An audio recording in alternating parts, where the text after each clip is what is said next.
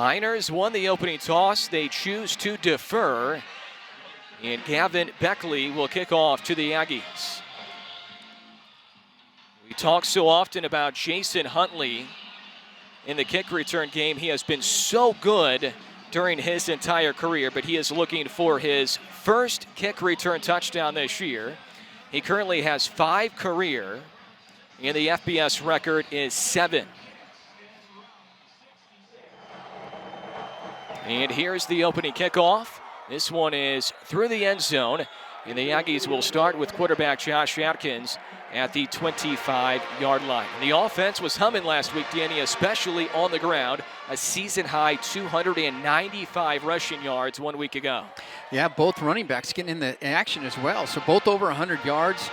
Gibson and Huntley are really the 1-2 punch that we'll see that they can get back to. And, you know, when that's working, it really makes the passing game open up. So let's see what they start with. Jason Huntley had 185 rushing yards a week ago. Christian Gibson also over 100. Penalty be half the distance to the goal. First down. So a penalty on the Aggies on the kickoff. It goes on Matt Young, half the distance to the goal. The Aggies are pushed back even further at the 12.5-yard line. So a tough break to start for Atkins in the Aggie offense. And here's our impact players, Danny. Yeah, the impact players, Jason Huntley and Christian Gibson offensively for the Ags. Both running backs, when they're humming, it makes it really hard to stop. And on the other side, UTEP, Michael Lewis is the leading tackler with 81 for UTEP. Stephen Foster got a start last week, had 11 tackles. He's formidable. The Aggies will throw it on first down to O.J. Clark, who has the 3rd most receptions in school history. And he's met by the Miners. Leading the charge right there was cornerback Josh Caldwell. This Miners defense has been pretty good at times this year. They're allowing 36 points per game, but they're only scoring 18 per game. They allowed 37 last week against UAB. Huntley in motion. Huntley with the reception. Breaks a tackle. Jason Huntley far side of the field. And he's wrestled down to the outside near the edge by Duran Lowe, the cornerback from Shawnee, Kansas. You know, these quick passes are what the Aggies have been living on. And I know everyone says, what about those? Those are so easy. They are, but what happens is you end up in one-on-one situation, and if you miss a tackle like you did there on Huntley, that has a chance to break it all the way for a touchdown. And so those are still good passes. You know, get 4 or 5 yards out of it. Huntley got 4 yards on the catch. The Aggies on a 3rd down complete the pass to O.J. Clark, and O.J. Clark has the first down and more as he's taken out of bounds in the near sideline. Getting a little pushy already. Which can happen with both these schools being so close together and they know each other. I want to show the nice move right at the end. This is knowing where you are in the game and where your opposing player is. Over pursued by UTEP. You do a little spin move and get some extra yardage, and then we have a little extra activity there. 10-yard gain for O.J. Clark. Josh Atkins completed 74% of his passes last week. This one is almost caught.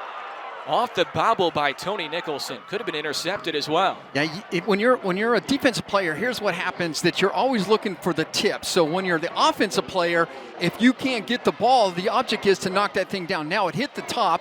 The defensive guy might have got a hand in there, but when the ball's in the air, that's open territory for the defense, and so we're lucky to get out of that one alive there. Although Tony almost made can make another catch on that. 2nd down and 10. Running back is Jason Huntley. They pitch it to him. Huntley explodes, looking for a hole. And he's down after only picking up 2 yards. It's going to be 3rd down, 8 yards to go.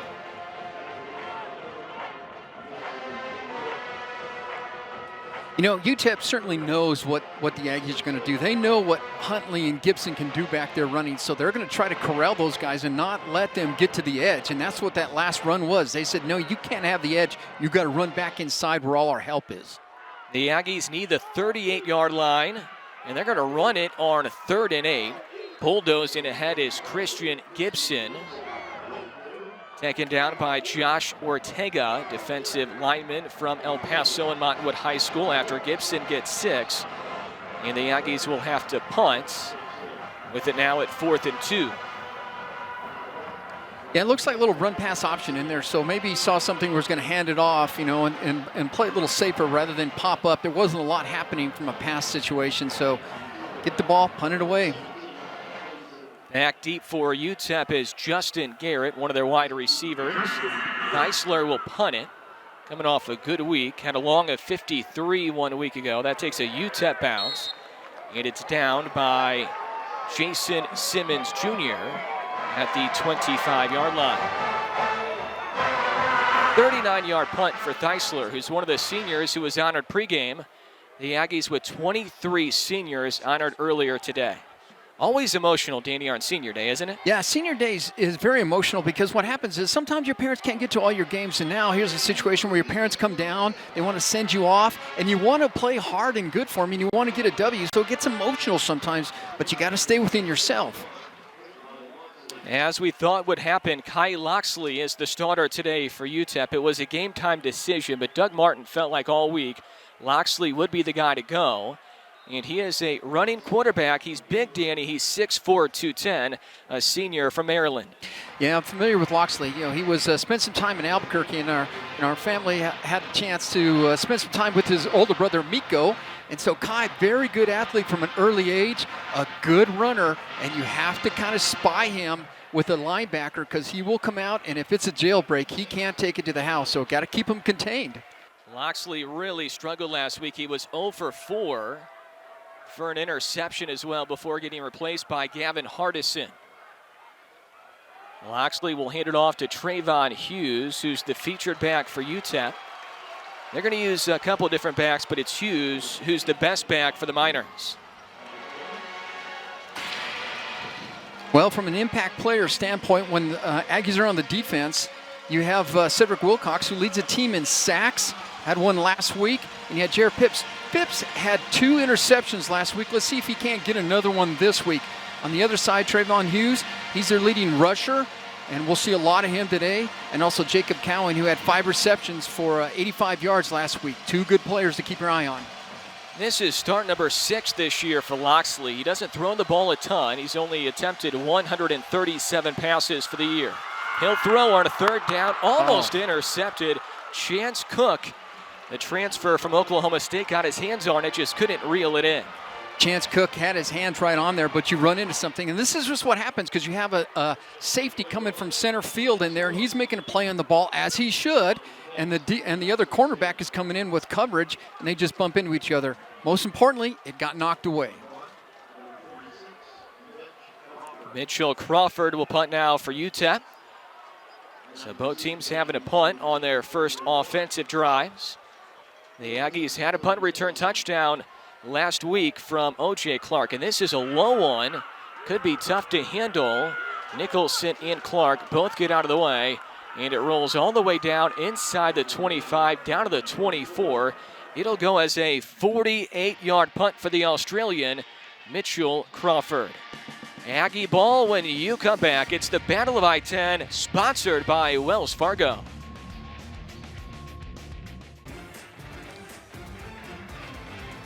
'97th all-time meeting in the Battle of I-10. Aggies and Miners here today at Aggie Memorial Stadium. The Aggies looking for their 3rd straight win against UTEP. The Aggies' last 3-game win streak against the Miners came in the early 90s. Here's a look at the team comparison. Pretty even numbers, record-wise, of course, and also points per game. Opponents' points per game, UTEP has been a little better. And you can kind of see here, the Aggies are a pass-first team. The Miners are a run-first team. And so far, Josh Atkins, 3 of 4 through the air for the Aggies after 1 offensive possession. Looks like a pretty even matchup on the stats piece. Sure does.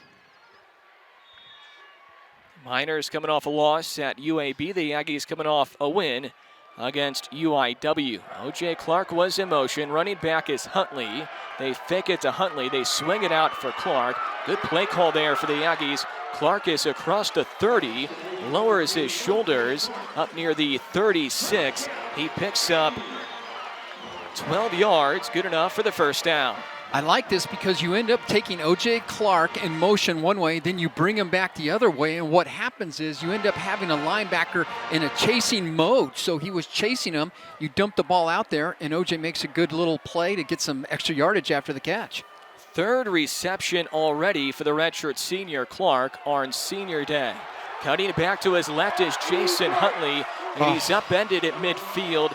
If he breaks that tackle from Josh Caldwell, he might have been gone. He still gets 15. So, Adam, do you think he could have cut that one back in right at the end there and take that one to the house? I don't know. It was close. I was thinking, but anytime he gets in the open field, it's touchdown all the way it could be. Here he is breaking to the left. You see to the outside. I was thinking he could cut back in, but maybe not. He's probably had a better view for it, but what a great run.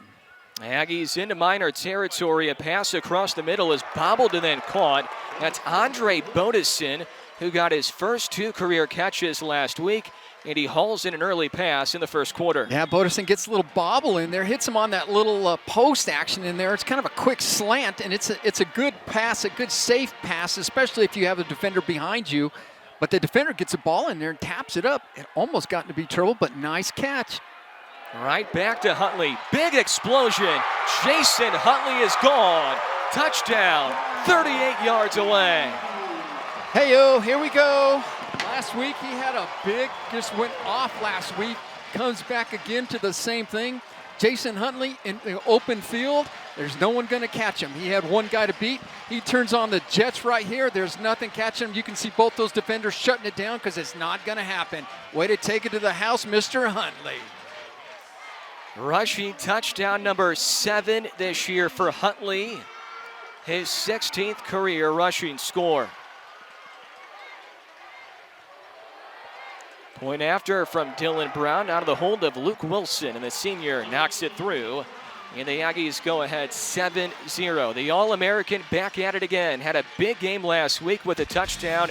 He now has a rushing touchdown in 7 of his previous 8. The Aggies lead 7-0.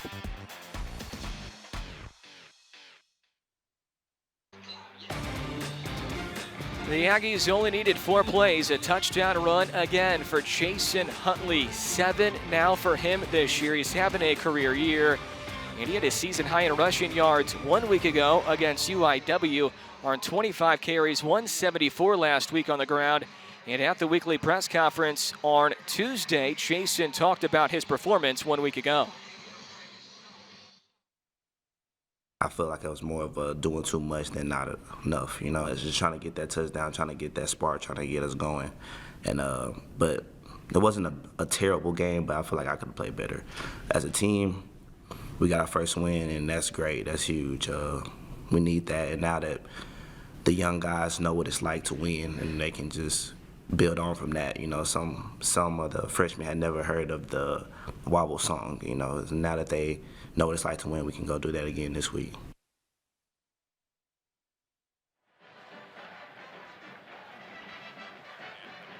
Jason Huntley having a career year. He puts the Aggies ahead 7-0. Ironically enough, his final home game in his career will be against UTEP. His first career game ever was against UTEP as well 4 years ago when the Aggies went against Aaron Jones in the minors that day. A return for Duran Lowe, and he is belted. Robert Downs III, a wide receiver with a huge tackle on special teams. There is a flag down near the 14-yard line.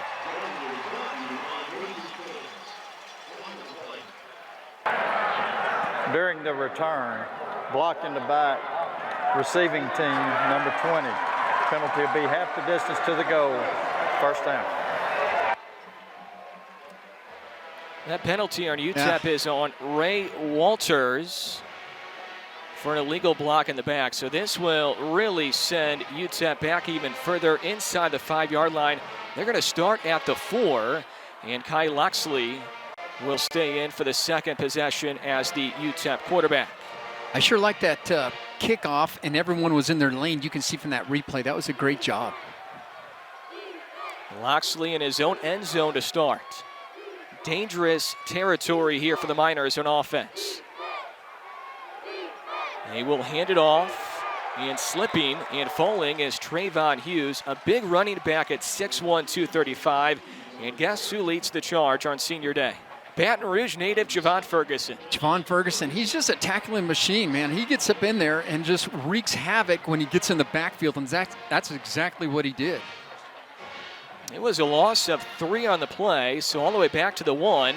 And this is safety territory right here for the Miners. We'll see what the Aggies do defensively. The Aggies show pressure. Hodge will rush. Loxley fires, completes the pass to Trayshawn Wolf. Up across the 10-yard line for a 9-yard pickup. They're going to mark him at the 10. That's where he's down. So and Coach, it brings up third down for the Miners. Coach dialed up a little blitz. He's trying to pin him back there, maybe get a safety, but Loxley got the ball out quickly to a nice little out pattern right there and got some yardage, got some breathing room at least. Brings down an interesting down here, though, because you still have them pinned. Miners were 2 for 13 last week on a third down in their loss at UAB. They're only converting on 33% of their third downs this year. Same number as the Aggies offensively. Loxley looks left, he throws left, diving catch. What a grab right there. That is Alan Busey, the senior from Anchorage, Alaska. Catch number 16 for him this year. Yeah, that's a nice throw and catch there by Kai, and Busey just pulls that thing down there. He lays it out in front. That's good defensive coverage too, because we're all over him. But Pips is just right there, but he just makes a great catch. Keep in mind too, the Aggies without safety Austin Perkins for the first half today. Perkins was ejected in half 2 last week for targeting, so he cannot play in half 1. He will play, though, in half 2. And a flag down before the snap. Illegal substitution, offense. 12 men broke the huddle. 5-yard penalty, first down. Illegal substitution called on UTEP. Our referee today, by the way, is Ken Ante. And Dana Dimmel, the head coach for the Miners, unhappy. That seems like even when they try to get something going and they have it there, you end up shooting yourself in the foot with that. 5-yard penalty for UTEP. Some confusion offensively here for the Miners. Loxley playing in his 10th game, just his 6th start this year. UTEP has used 3 quarterbacks.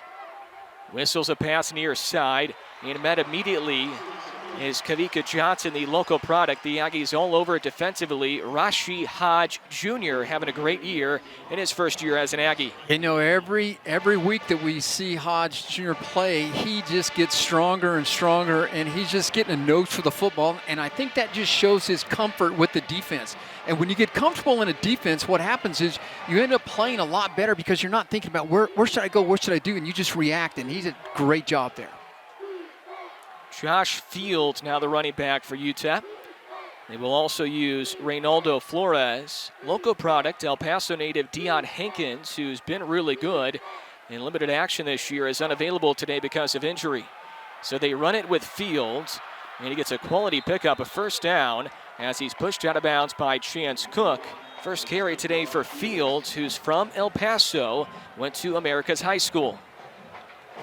Now you get so here's what happens here. If you look at the linebacker right there, 44, that's Matt Young that got pinned in there. So when you get pinned inside there, that's your play. You need to come in there and step up into the hole.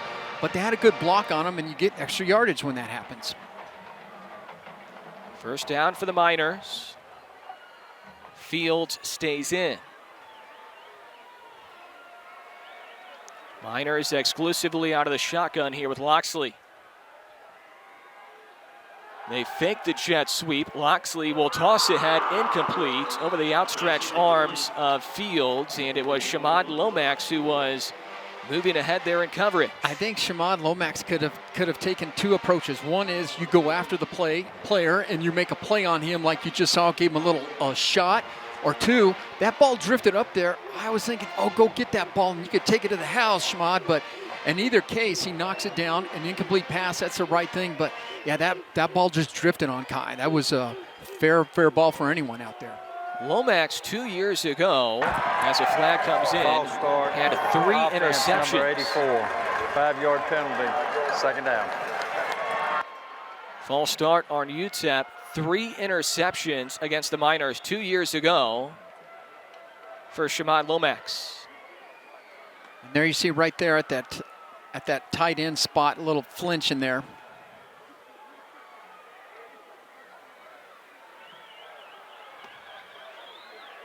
Loxley fakes the handoff to Hughes, has time to throw, rifles to the sideline, and it's hauled in. Tiptoeing around the sideline was Trayshawn Wolf, his second catch of the day, and he picks up 20 on the pass and catch. Yeah, that's a little out pattern there, and Kai just let that ball rip out there. That's a throw all the way across the field, and so there's just not much room for error there, and he just drops that ball right in there. Loxley threw for a season-high 194 last year against the Aggies. He only had 3 touchdown passes a year ago. He only has 3 this year.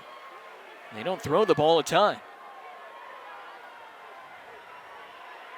2 wide receivers set. A tight end in as well for the Miners.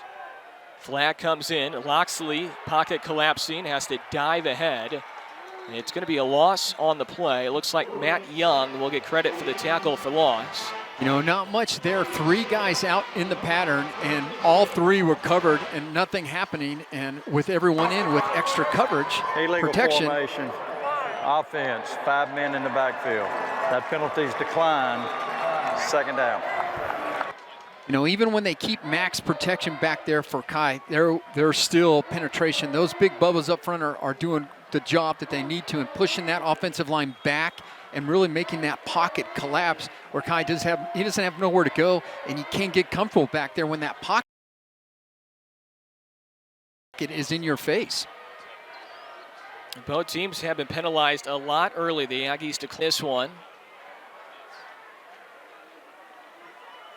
3 down linemen right now for Frank Spaziani's defense.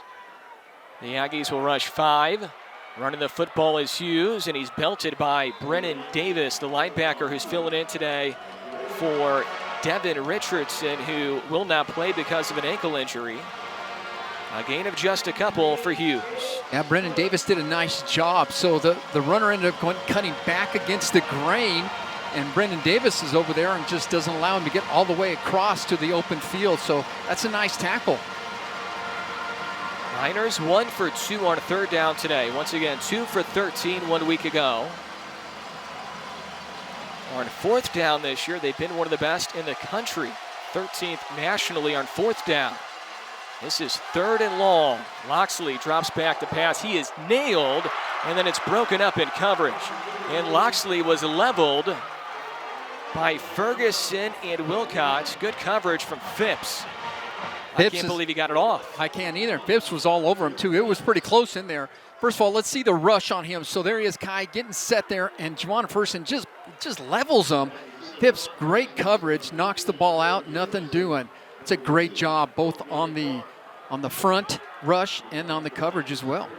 Well, Javon's off to a good start, and he has 51 family and friends watching today live here at Aggie Memorial, all the way from Baton Rouge, Louisiana. Returnable punt for O.J. Clark.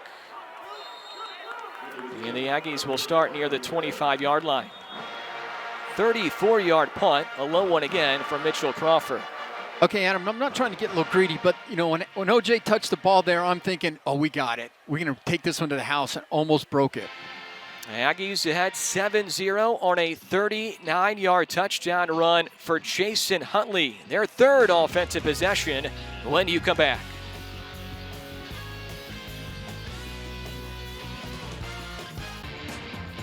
We'll see if the Aggies can duplicate their last offensive possession when they only needed 4 plays, resulting in a 39-yard touchdown run for Huntley, which was his 7th in his previous 8 games. Adkins so far 5 of 6 for 36, no touchdowns, no picks. It was bonus in motion. They pitch it to Christian Gibson, who's coming off his best game all year. Only had 14 carries last week, but he ran for a $115 in his first touchdown. And it brings up 2nd down and 9 yards to go. You know, Huntley and Gibson run so hard. Every time they touch the ball, every single yard, they'll just get it. They just won't let anything on the field. It's just 100% effort every time, and I love that. Atkins looking left. Now he rolls right. He has plenty of time to throw, but he has to throw it out of bounds. Pressure came late by UTEP from Jason Van Hook, the redshirt junior middle linebacker. So not a lot happening there. We see Josh kind of keep the play alive with his legs. You know, it felt like there could have been something he could have forced it in there, but if you look downfield, both those guys are pretty covered. And rather than just say, let me just try to pump it in there, oh, I hope he's okay, a little stumble. He said, let me just throw it out of bounds and come back here. That's a sign of maturity, and I like that. Atkins hasn't thrown a pick in the previous 2 games. He goes underneath to Tony Nicholson, who's trying to make something happen here on 3rd down. And the Aggies will have to punt for the 2nd time today.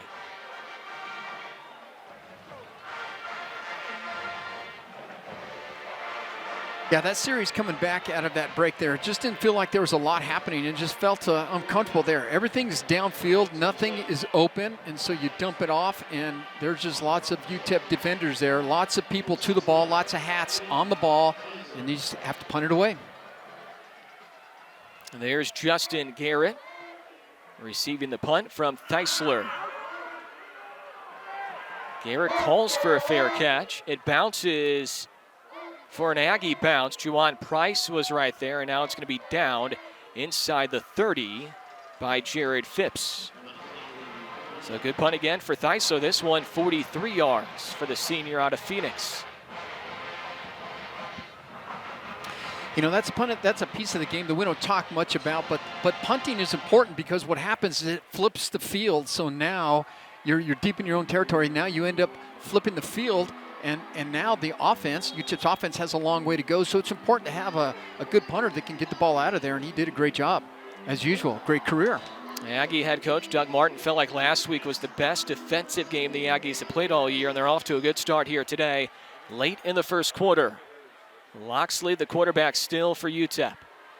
We believe at some point today they will use Gavin Hardison, who was good in a reserve role last week, filling in for Loxley, who struggled early. He's been better early today. 6-yard pickup on the 1st down run for Trayvon Hughes, the senior running back from Carrollton, Texas.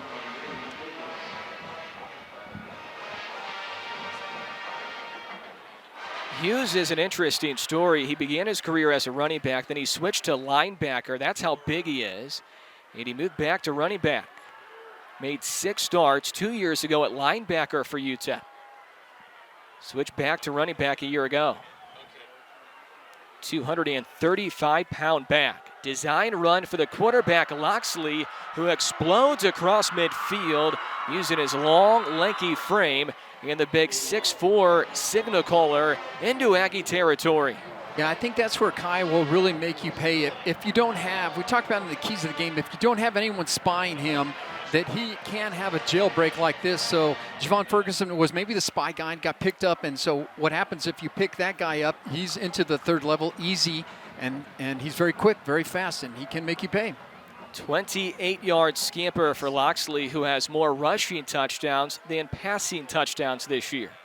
4 on the ground for Loxley, only 3 through the air.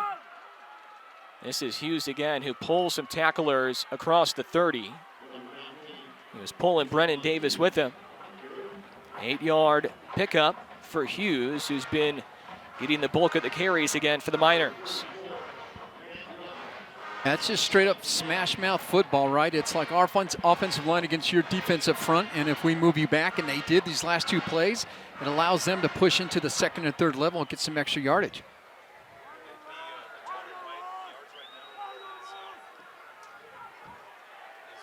Loxley will look to his sideline and then change the play call. Only 2 wide receivers in for the Miners. Whistle blown. That is the end of the looks like the first Aggies quarter. called a timeout.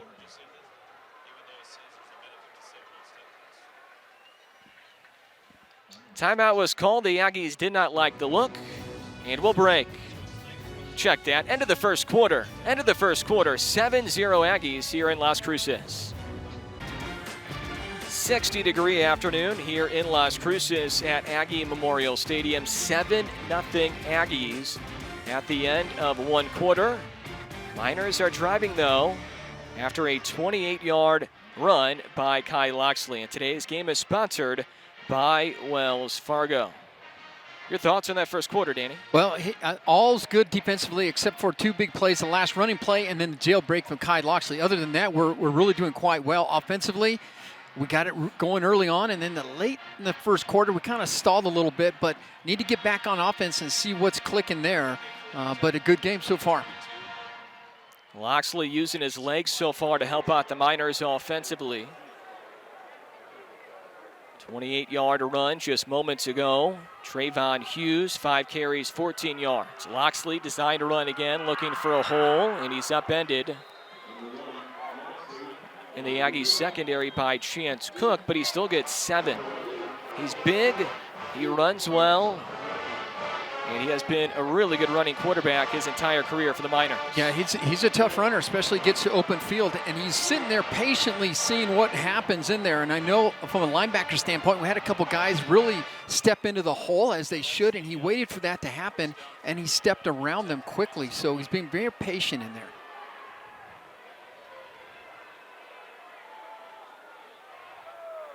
And Loxley will look to his sideline and change the play call again. Gives it off to Hughes. Hughes cuts up field, bouncing off tackles. And Hughes will drag some guys inside the 15 all the way down to the 14-yard line. He's tough to take down at 235 pounds. Yeah, he's a load, no doubt about it. But Matt Young seemed like he was the guy on that. It looked like a kind of a run-pass option in there for Kai.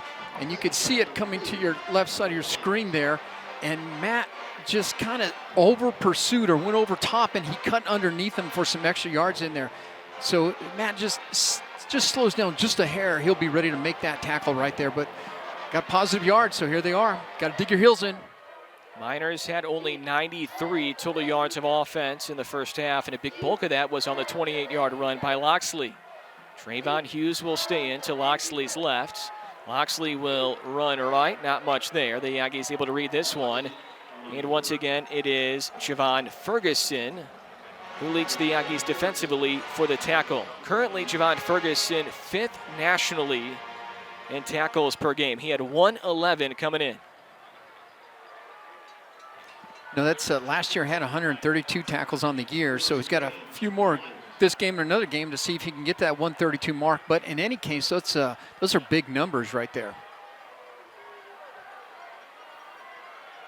First down for the Miners, 10 yards to go.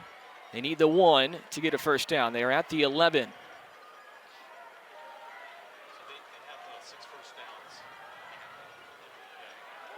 On the ground for Hughes. Hughes to the right side. Hughes inside the pylon, and he has a touchdown. The 12th rushing touchdown this year for Hughes, which is top 20 nationally. You know, that's just a case of smash mouth football right there. So they run right at him. You blow everyone off the defensive line of scrimmage, and you'll see it right here moving to the left of your screen. Everyone's pushed back. They create a little aisle in there, and he just pushes actually steps right into there. Easy day. Point after from sophomore Gavin Beckley. Out of the hold of the punter, Mitchell Crawford, and we are tied at 7-7. So rushing touchdowns for Huntley and Hughes. The teams have been pretty good on the ground so far. We figure, as it usually is, that this one should be a close one. It was close last year with the Aggies winning 27-20 in El Paso. And the Miners able to match the Aggies scoring at 7-7 early on in quarter 2. Well, it looks like the Miners found something in that last series there, right at the end of the first quarter and in the beginning of the second quarter, where they came out just rushing the ball.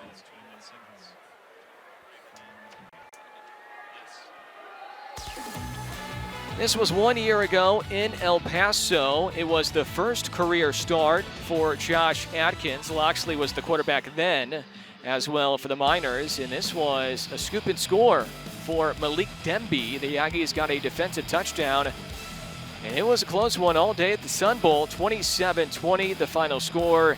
Adkins managed the game very well.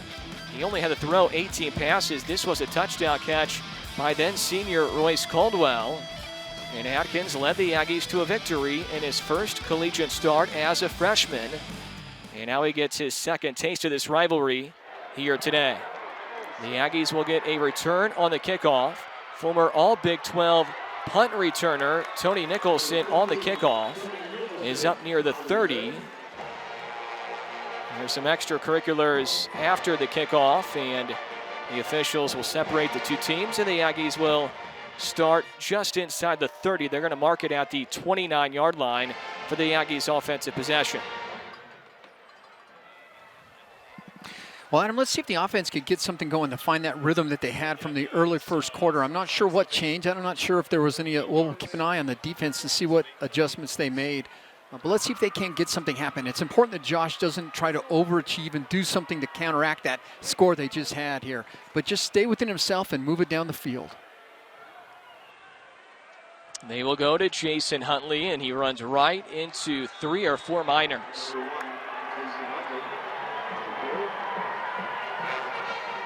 Among them was Justin Rogers, free safety, who is currently second on the team in tackles for UTEP. Yeah, so a little kind of a stretch zone in there, and you can kind of see all the Miners in there. They're really fired up. They had a lot of hats on the ball and pushed them back.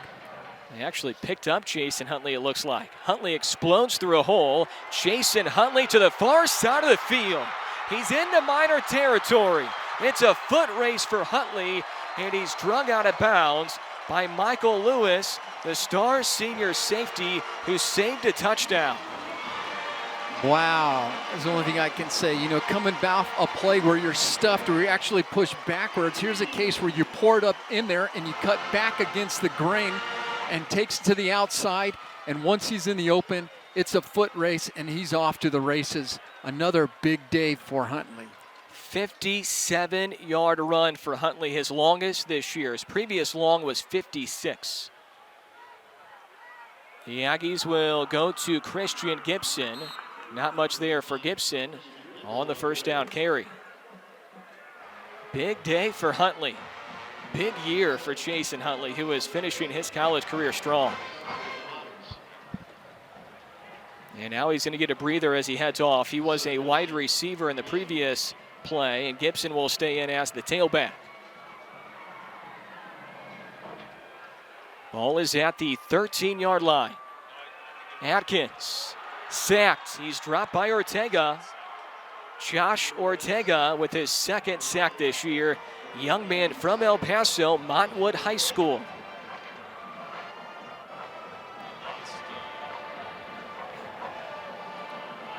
Yeah, kind of a play action pass in here, and you're seeing if there's anything happening downfield. Everyone's covered, but more importantly, our pocket just fell apart and gives up a sack.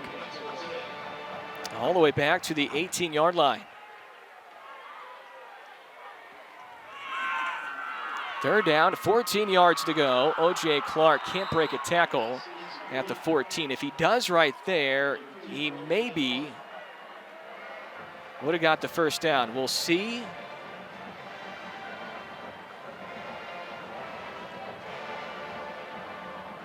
Yeah, I think Clark initially thought he wasn't down, but he was. So the Aggies will attempt a field goal. Clark was trying to stay, he was still on his feet, but he was down in the play, and the Aggies will attempt a field goal. 32-yarder for Dylan Brown, and Brown hooks it, no good. Misses from 32. Missed from 36 a week ago. Last week he was 2 for 3, and Brown misses his 5th field goal this year. It stays 7-7 here in quarter 2. Some young fans watching this one today. The Aggies and the Miners both looking for their second win of the season. Miners, of course, in the Conference USA. The Aggies independent. Jason Huntley did all he could in that drive, Danny, that results in a missed field goal for Dylan Brown. Huntley with a 57-yard run during the drive, and that one stings a little bit when you can't punch it in. That's a missed opportunity, right? You run 57 yards downfield, you almost take it to the house, and you're down there inside red zone, and you can't get any points out of it. That one hurts. So far, so good for Doug Martin's team turnover-wise, and Doug said this week at the radio coaches show, he said, it's tough when you score 41 points, you win the game, and you're still a little displeased by your performance a week ago. And Doug said he was displeased by the performance because the Aggies committed 3 turnovers. They had 3 fumbles last week. Mills had 1, Jason Huntley had 1, and Christian Gibson had the other. But so far, so good. The Aggies have not committed a turnover in the game. Right back to Trayvon Hughes. That is carry number 8 for the big running back out of Carrollton, Texas. This one, he gains 4. I think they're just staying with that run. They're thinking if they could get, 3 or 4 yards, 5 yards on a carry, they'll be doing good. Aggies that time, good gap attention. Everyone was where they should be, and I think that was Matt Young finishing that tackle off. Kai Loxley starting today. Gavin Hardison was really good last week in a reserve role. We think we may see Hardison at some point today, but Loxley has played pretty well, especially on the ground using his legs. Loxley will use his legs again as he bounces to the outside before he's bulldozed out of bounds by Chance Cook. He's tough to take down, Danny, and he's pretty fast for 6'4". He is very quick and very fast out there, so he's patient, and if you can't get in the backfield and make something happen, let's see how he sits back there and waits for something to open up. In this case, he's trying to get outside Davis, and he does, and then he turns it into very big positive yardage. That's Brendan Davis kind of pitching in there from Devin Richardson, who's not on the field. Had a good game last week, but those are his. He has to step up and got to make a play on those. Loxley gets 10 yards on the run. He had a 28-yard run earlier. He was very good against the Aggies through the air in El Paso last year. Here today, it's been on the ground for Loxley. He goes to the air to his big tight end, Jess Trussell. He hauls it in, his 12th catch this year. Grad transfer from Purdue, a pickup of 19 yards. So we dial up a little blitz on them, and so you coming in hard after him. Got Ferguson back. He dumps it over Ferguson's head in front of Cook. Chance makes a good tackle on it. But the whole objective here is to get the ball out of Loxley's hand as fast as possible because they know that Spaziani will come with a blitz, and he did. Trussell played in 22 career games at Purdue. He had no catches. He was a blocking tight end. He's been used in the passing game for Dana Dimmel this year. Hughes, the running back. Loxley will look to his sideline again for the play call. 7.5 left here in half one. They swing it to the making a move and making a man miss is Jacob Cowing, the impressive freshman wide receiver from Maricopa, Arizona. Yeah, Cowing was one of our impact players to keep your eye on. Had a big last week with 5 receptions, 85 yards. But you see from an Aggie defensive perspective, that's called over-pursuing, where you run past the guy, you don't break down in there. And that's what happened. That was Rodney McCray back there. You just got to break down a little bit and not over-pursue that.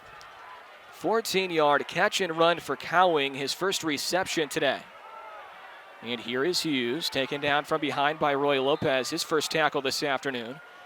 Lopez playing in his final game of the season because of the redshirt rules. Lopez playing in his 4th. He will redshirt. He did not go through senior day stuff earlier. He will be back for another year next year. Only 4 yards on the carry, so 2nd down and 6 for UTEP as they're driving once again, looking to take a lead here in the second quarter.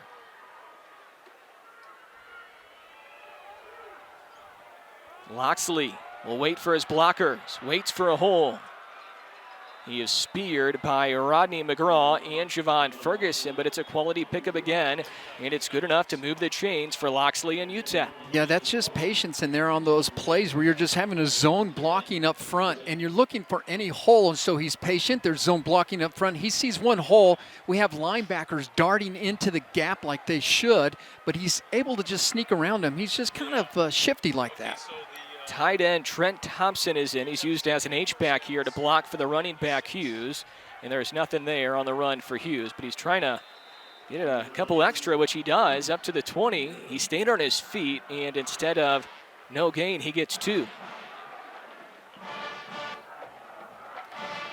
Yeah, Kai Loxley's doing a good job back there. So when he's running the ball, he's getting positive yards at it. When he's throwing the ball is out of his hands quickly.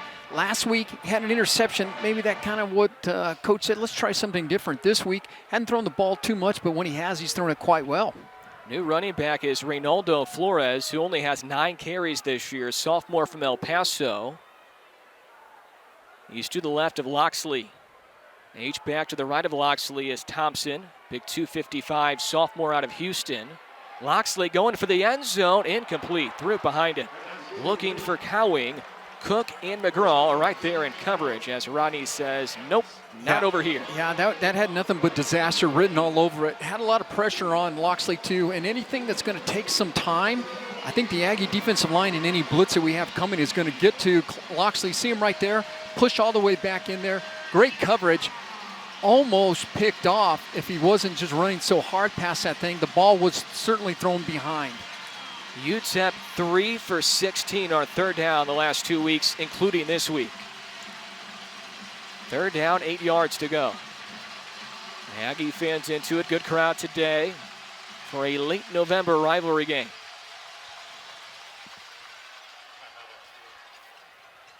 And the Miners want a timeout. Timeout. UTEP, their first. It will be 30 seconds. Touchdown runs for Huntley and Hughes. Missed field goal for Brown, and now a big third down is upcoming, Danny. Yeah, this is a big third down right here. So a good timeout, well, for both sides actually, because now you can really see what's going on and see what kind of defense they're into and see where they want to kind of run the ball. They've had good positive action running the football, you know, picking up 6, 7, 8 yards at an easy step, throwing the ball deep, a little harder, throwing the ball quick, a little easier. So it could be a run-pass option where they're going to try to get rid of the ball quickly. Already 54 yards on the ground for Loxley, 44 for Hughes. Defensively for the Aggies last week, they allowed a season-low 39 rushing yards against UIW. Miners have kind of had their way on the ground so far. They're probably going to have to pass here on third down and 8.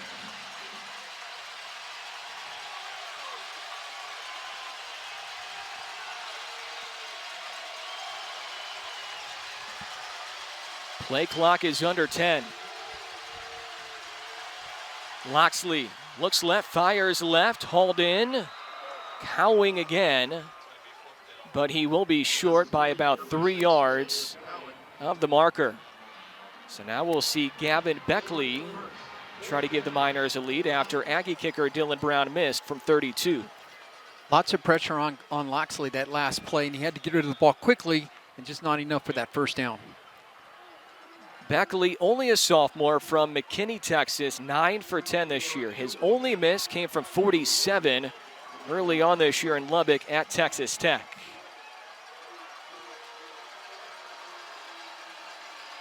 This one from 33, and it is good for Beckley. Miners with their first lead today. 10 points unanswered for UTEP, 10-7 here in the 97th all-time meeting in the Battle of I-10. Adam Young along with Danny Nee. Both teams come in at 1-9, really needing a win. And if you're the Aggies, Danny, and you find a way to get a win today, that's 2 straight. And then you feel really good here on the tail end of the season. Yeah, I think even though that the middle didn't go quite the way you thought it would, it's still important that you finish strong. And if you can pick up a couple of wins, that goes well. That bodes well going into the next season for sure. Got their hands full now, though. And they do. They officially call it a 34-yard made field goal by Beckley. 10 straight for the Miners.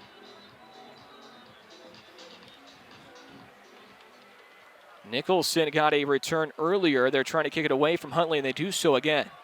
This is returnable for Tony Nicholson. Nicholson will cut up field, and he gets past the 20 up to the 22.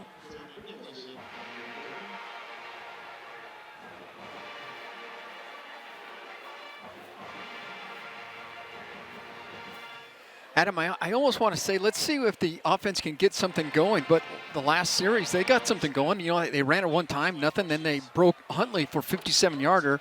So I'm not sure what else they need to do. But certainly going with the run and keeping with it and not giving up on it is important. Already 114 yards rushing for Huntley on just 5 carries. He's averaging 23 a carry. He averages 6.5 a carry for the year. Deep shot for Atkins, and he misses his target. That was Robert Downs III, who last week had 6 catches, which tied for the team lead. You know, he throws the ball, good coverage in here, so he has to get rid of the ball, little pressure there. He throws the ball before Downs came out of his cut, out of his pattern, so the timing just was off just a little bit, but that pass is open, so I'm sure coach is marking that, and he'll come back to it. Aggies go with an empty backfield, 5 out wide. Good job by the offensive line, a pump fake and then an overthrow for Atkins. This time he was looking for O.J. Clark, who gets into a shouting match and a little bit of a pushing match right there with Michael Lewis, the safety. Well, it looks like he was open. This looks like the ball kind of drifted on him there. You know, had to kind of keep things alive with his legs a little bit, and so there he is, a pump fake in there. But it looks like, did O.J. Clark slip a little bit? Maybe he slipped a little bit. He might have. Get a little chippy there, wasn't it? Welcome to the rivalry, right? Pressure, and Atkins throws it away. Heavy pressure there for the Miners. Ortega, who had a sack earlier, was among the 2.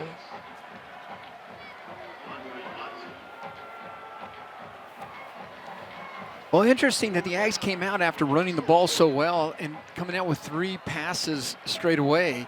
You know, had a couple misses in there. This one, lots of blitzing, nothing he could do with it, so he gets rid of the ball, so give your punter enough room to punt the ball away. But you know, it's just interesting dynamics where you ran the ball well and then you came back out and threw it, but maybe coach saw something he wanted to get to. Yeah, I'm sure if you're looking at the stats here, you need to see Huntley have at least 1 carry during that drive. He has 114 yards on 5 carries and does not get a touch during that 4 and out.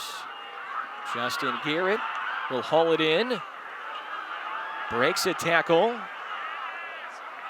and then he's shoved out of bounds.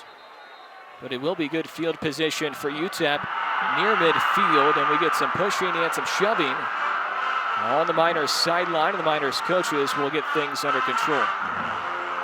4 minutes left in half 1. 10 unanswered for the Miners after a touchdown run for Jason Huntley. 39-yard punt, 3-yard return.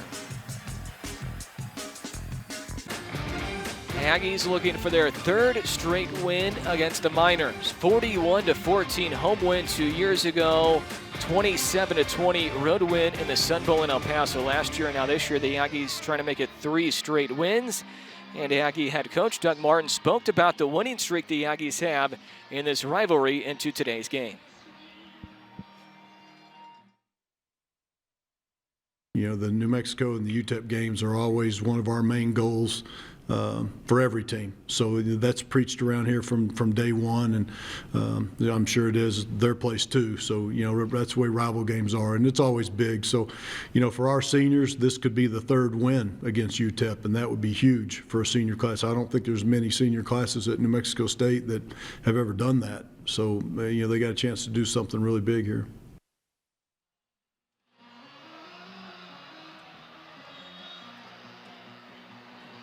The last 3-game win streak for the Aggies in the Battle of I-10 came from 1993 through 1995, so they really have a chance to do something special here today. Time of possession, 16-plus minutes for the Miners, only 9 minutes for the Aggies. Loxley still has the football. He'll loft it downfield, juggled and then caught by Justin Garrett, and he takes 3 Aggies with him. Wow. You know, the time of possession, first of all, the time of possession is that's what happens when you run the ball a lot. In this case here, this is a great play. So Kai comes out here, kind of fakes like he's going to run the ball, which draws everyone up, but he steps up and just dumps that thing in there. That's a nice little design play and big yardage. 35-yard connection. Loxley 54 on the ground, so the Aggies probably figured he would keep the football and run. Through the air, Loxley 8 of 12 for a $113. Only had 871 passing yards in 9 games coming in. Josh Fields with a hole on the outside. Josh Fields to the sideline, and he's pushed out of bounds inside the 10. 1st and goal for the Miners. You know, I see him come back to that. This is about the 3rd or 4th time they've run that play, and it's wide open in there. So their power, everything's set to the left, making it look like they're going to the left, but in fact they're going to the weak side. They're going to the right. In that case, it was the weak side, and it just creates a big open seam in there because there's not as many defenders in there. 2 carries for 30 yards for Fields, the junior out of El Paso. There are 23 El Paso natives on the UTEP roster. Pistol back is Fields. They turn and they hand it off to him. Fields runs right into the Aggie defense, and Cedric Wilcott, who gets credit for the tackle. It is a gain of just 1 yard for Fields. Yeah, stuff in that run is going to be important here because that's what they're going to go to. They're going to keep with it because they've been so successful. And then look maybe for a little pop pass, but certainly it's going to be maybe a run pass option to have 2 guys wide. 2nd down and goal from the 6. Loxley has stayed patient all day trying to read this Aggie defense.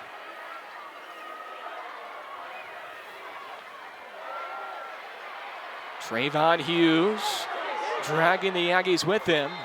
And finally he's taken down by Brennan Davis. All the way down to the 3. He gets 3, 3rd and goal from the 3. Well, Hughes is a strong running back. You know, at 235, he's dragging guys in there. So Aggies have a good defense. So everyone's in their gaps, good gap containment. But he drags people 2 or 3 yards in there. Timeout, New Mexico, their first. It will be 30 seconds. Please reset the game clock to 1:37. Timeout called by the Aggies. The game clock currently reads 1:30. They're going to reset it to 1:37 with a big 3rd down coming up. It's a big, I like the timeout too, by the way. Can you see what UTEP is doing though? When you see some of those replays, you see what happens. They come out in this big power formation and the Aggies are stepping up like if they're going to blitz from the power side, and then Loxley will step up, look up, he'll look to the sidelines, and they'll change the play to figure out where the Aggies are lining up and then run the play to the side that's the weakest. It's a game that's played on TV, college football all the time, but it's working quite well here, and so the Aggies haven't found a way to stop that. One way is to get a good push from that defensive line up front. Those big bubbas got to really penetrate into the backfield. 1:37 left. Javon Ferguson trying to get the crowd into it. Final home game in senior day.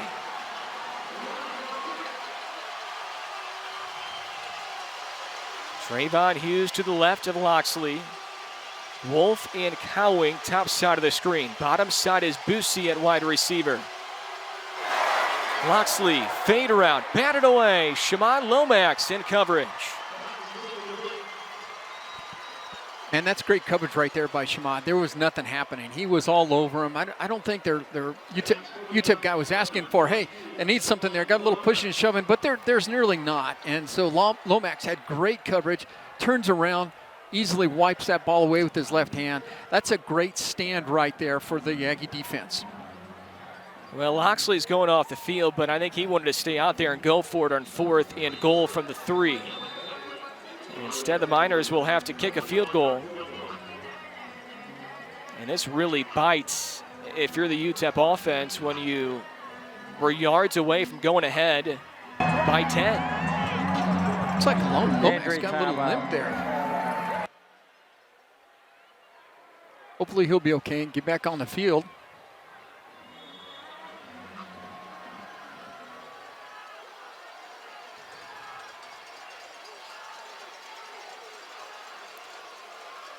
$21-yarder here for Beckley, who made from 34 moments ago.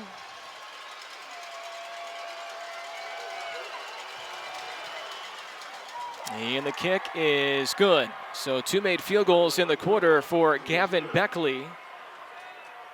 But it's still a 1-possession game. That's big.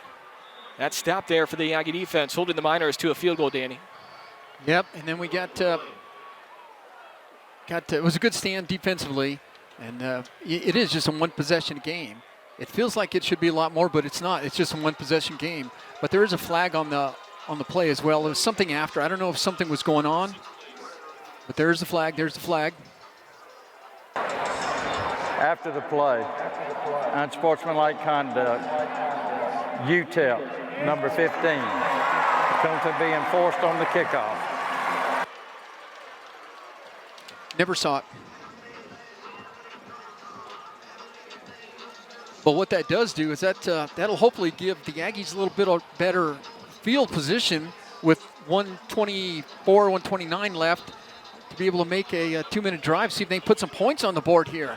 Yeah, this could be costly for UTEP. You're already trying to kick away from Jason Huntley, and now you're pushed back even further on the kickoff.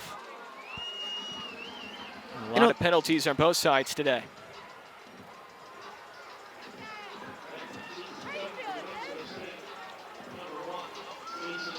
There you see it, 6 plays, 58 yards, a field goal make for Beckley.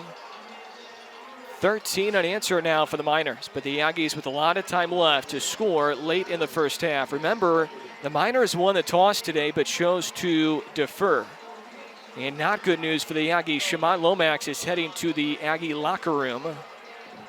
There you see him right there. The Aggies already a little banged up at cornerback. Komote Kofi, who backs up Shamad at the back cornerback position, he's done for the year with an injury. So the Aggies already thin at cornerback, and now they might be without Lomax going forward. We'll see. This is Tony Nicholson again, and he is submarined in midair up near the 40-yard line. Good field position, though, as we expected. Joe J. Smith makes the tackle on special teams for UTEP.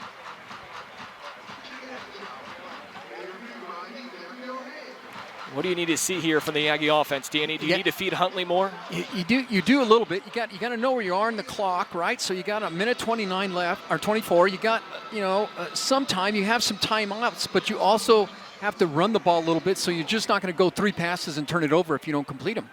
The Aggies fake it to Huntley. Good block for Jason Huntley. And the pass is complete to O.J. Clark near the sticks for a gain of 10.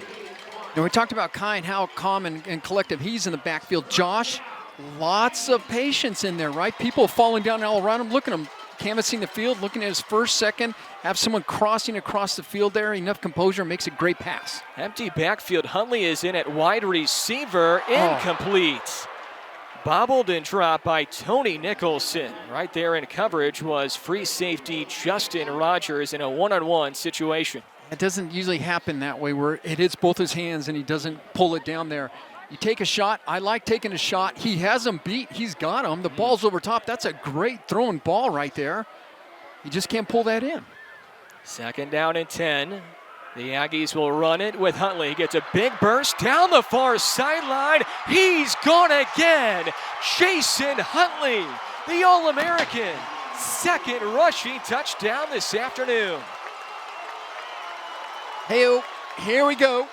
Give him the ball. When in doubt, go to your best runner over your best blockers and let him take it to the house. And that's exactly what Huntley did. That's a great job right there. Look at the blocking. Great blocking. Breaks into the secondary. Great blocking by the receivers there. And he just takes it onto the house. And that closes it down in a hurry, doesn't it? That's a great job by Huntley. And the extra point is good from Dylan Brown. And the Aggies have a lead. 2 rushing touchdowns today for Jason Huntley. That's the difference in this football game right now. Yeah, I know, Adam, you talked about it. Maybe even called it right before that happens here. You said, does Huntley have to touch the ball once at least coming into this? And I guess the answer is yes. When you look at that right there, he touches the ball. And not only does he touch the ball, but he takes it to the house. That's Huntley keeping us in this game. That's a great job. Great blocking as well up there. Look at the blocking up front. Look at the hole. Great big hole in there blocking. Good blocking downfield by the receivers. And it's just Huntley right there. No one left. How about these numbers today for Jason Huntley? 6 carries, 167 yards, and 2 touchdowns. He almost has as many yards in the first half as he had the whole game last week. Have to get that boy some oxygen at halftime.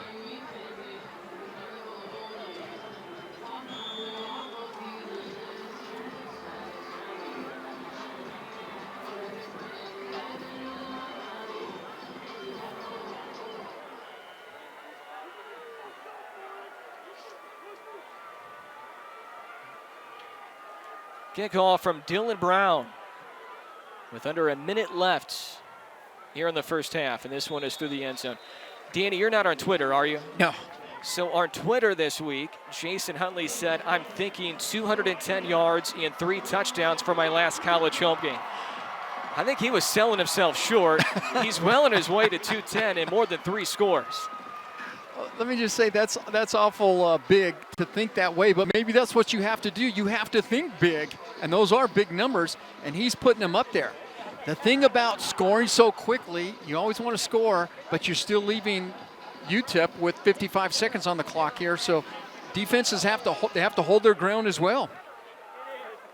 Still 55 seconds left for Loxley. UTEP will start with the football in half 2. Aggie defense looking for a big stop here to finish off the half. Hughes taken down by Javon Ferguson, who's playing a great half in front of 50-plus family and friends here today.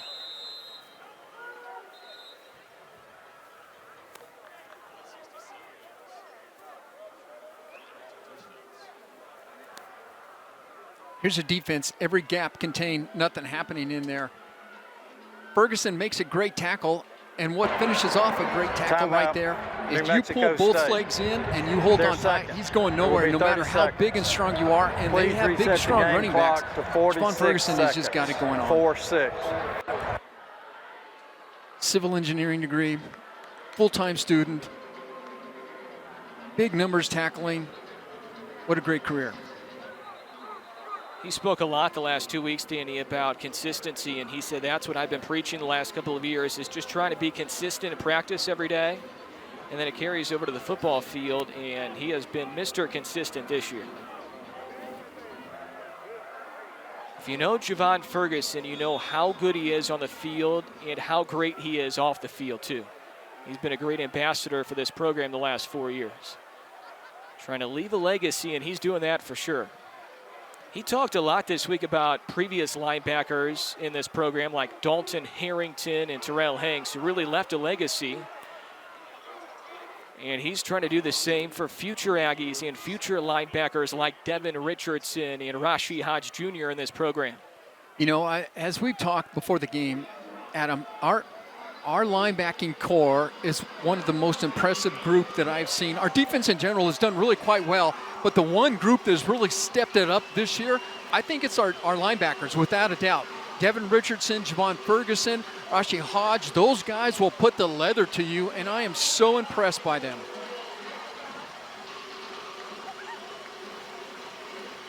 And the Miners choose not to snap it. They will just head to the locker room. And we have ourselves a dandy. 14-13, the Aggies ahead by 1. There was a missed field goal by Dylan Brown, but 2 rushing touchdowns in the first half for Jason Huntley, who ran for 167 on 6 carries.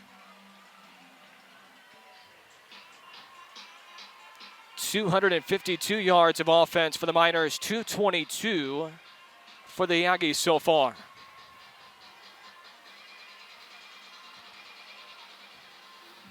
Aggie head coach Doug Martin is with us. Coach Adam Young, Danny Nee with you.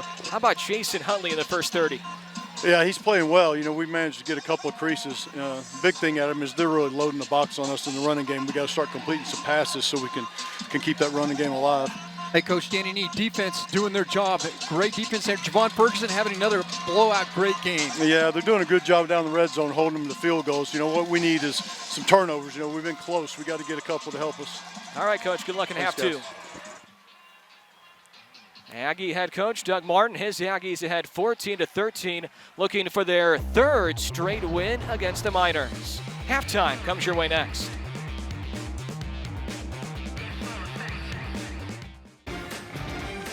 Second half action right around the corner. Adam Young, Danny Nee with you. Final telecast for us this year, Senior Day and the home finale as the Aggies look for their 2nd straight win overall and their 3rd straight against the UTEP Miners. First half stats pretty even. Neither team turned the ball over, which if you're an Aggie fan, that's really, really good news. Both teams struggled on third down, which has been the case all year for both teams, Danny. Yeah, and if you look at the big thing is time of possession. You see 20 minutes versus 9 minutes for New Mexico State. All of Wet just says that, hey, they've been running the ball quite well, and they have. They've got their running game going behind Loxley and a few others. So that's really the big difference here. Passing, we talked about passing at halftime. They're going to have to throw a little bit in there. 170 yards. I think Huntley has 167 of those or something like that. Yeah, 167 for Huntley, 8 for Gibson, -5 for the quarterback, Josh Atkins. 23 seniors were honored before the game today, including Peyton Theisler, the Aggie punter, a 4-year starter, Jason Huntley, going through the senior day ceremonies before the game today, and now he's turned out big time. Cedric Wilcox, who's been one of the best defensive linemen in program history, 19.5 career sacks for Wilcox, and there is O.J. Clark. Doug Martin said this week, he said, in all my years of coaching, O.J. Clark is top 5 in my favorite players of all time, and there's Shamad Lomax, who's had a great career. That's some high praise for O.J. That is really high praise, and I like that. I like that coach is able to step out and say, hey, look, you know, this guy has done great things, and I think he's a fantastic player, student athlete. What a career Shamad Lomax has had. 7 career interceptions. We'll see if he's good to go for half 2. He did go to the locker room before the team with about 90 seconds left in the first half because of an injury. So we'll see if Lomax is out there. Now, Austin Perkins will be out there for half 2. Remember last week, Perkins was ejected for targeting, which meant he would miss the first half today. So he was unavailable for the first half today. He can start half 2. So we'll see how this affects Perkins because everybody else has had 30 minutes. Perkins is coming in a little cold here. Yeah, absolutely, Adam. And I do see Shamad Lomax out there, so it's good that he's returned. We'll see how he I don't know what it was, if it was leg or what it was. We'll see if that holds out for the second half, but he is going to start the beginning of the second half. And we'll see if the Aggies can stop this UTEP Miners run attack in the second half. Loxley will choose to pass it a slant route. The Aggies thought he would run, and it's hauled in by Justin Garrett, his second catch today, and both have been big gainers for him. Yeah, little fake run pass quick out the blocks, and so that's tough. And then they come back and have some tempo, and they're really trying to get something going fast. You know, that fake offense, number 76, 5-yard penalty, first down. You know, that fake run pass, Adam, is very tough because when Loxley, as quick as he is, if he's going to fake like he's coming out there, you have to respect that, and you close in. And the minute you step towards him, he steps up and just dumps that ball over top of the linebackers. That's a nice little play. We'll have to see what the Aggies can do to kind of combat that. False start was called on Darda Lee, left tackle for the Miners, who started his college career at Illinois, made 2 starts for the Fighting Illini back in 2016. You saw Roy Lopez there. That's one way to combat that thing is you get pressure up front.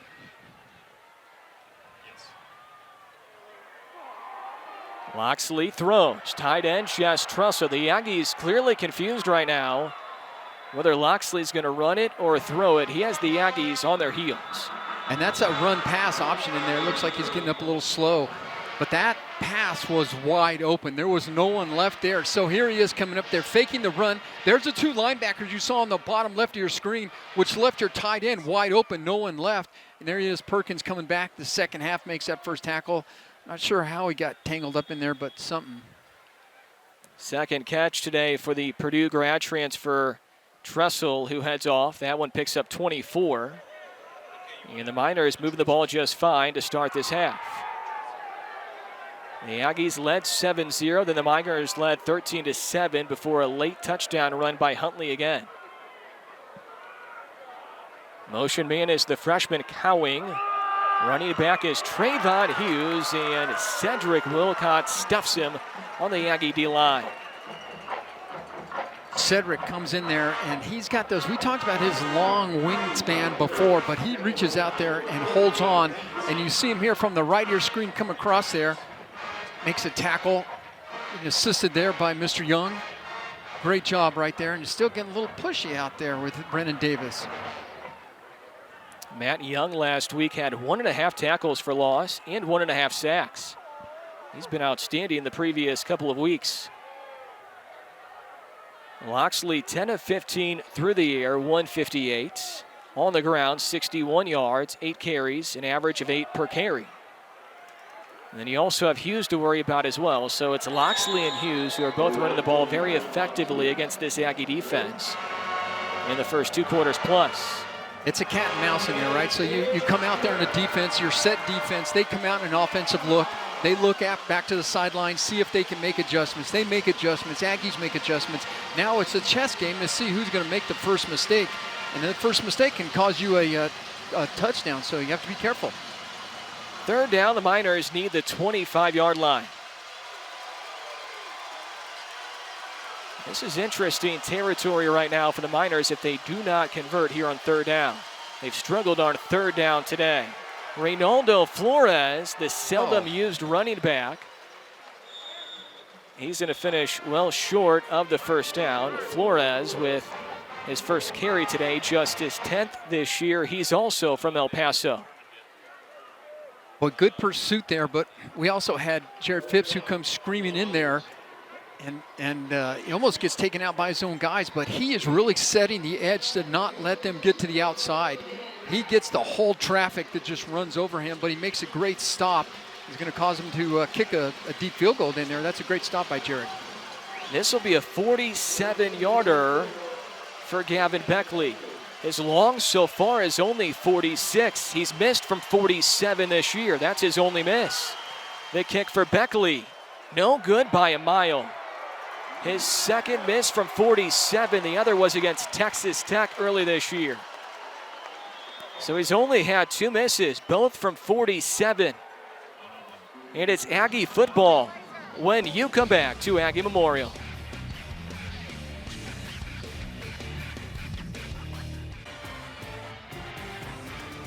Live look of the Aggie campus here in Las Cruces. 14-13, the Aggies ahead by 1. A missed field goal of 47 yards for Beckley. So now both kickers have missed 1 field goal. Dylan Brown missed in quarter 2 from 32 yards. And the Aggie offense back to work. Josh Atkins. So far today, Atkins 8 of 13, 52 yards. And we'll see if the Aggies can take some shots downfield here in the 3rd quarter. The Aggies have been effective on the ground, and we really should just say Jason Huntley has been effective on the ground because he has 167 of the 170 rushing yards for the Aggies. He's had some big runs today. Atkins underneath. O.J. Clark taken down immediately by middle linebacker Jason Van Hook, and immediately Clark goes off the field. He might have been injured. Yeah, it looks like something got caught in his ankle or something there. He also had Gibson, as you can see him kind of grimacing at the ankle out. He also had Gibson out of the backfield that was wide open as well. So there's a couple of guys to go to. Terrell Warner replaces O.J. Clark. Huntley spins, and then he's spun down on the tackle by Adrian Henson. Some big explosive plays today for Huntley. He has a couple of long runs of 57 and 53. And that's too bad. That was a look at O.J. Clark. They were going to pull the tent over and see what's happening with that leg there. But got other receivers they can go to. The Aggies need the 39-yard line. Atkins will swing it out to Huntley. Huntley makes a man miss. Jason Huntley will still be short of the 1st down, though. It looks like by yards. Gets 4 yards, almost got there. And now the Aggies will have to bring out Theisler. So here it is here. That looks like he's going right to him right away. So he didn't even look downfield. So it must have been said, just dump it off to Huntley, let him go get some positive yards in there. Coaches must have seen something that they could get Huntley to the outside. And if you can't get him to the outside and get the corner, he is off to the races. But he was stopped short. Yeah, we've seen that before. When you just give Jason Huntley some space, he can really, really move and really operate. Boomer of a punt for Theisler. Garrett has to backpedal inside the 15.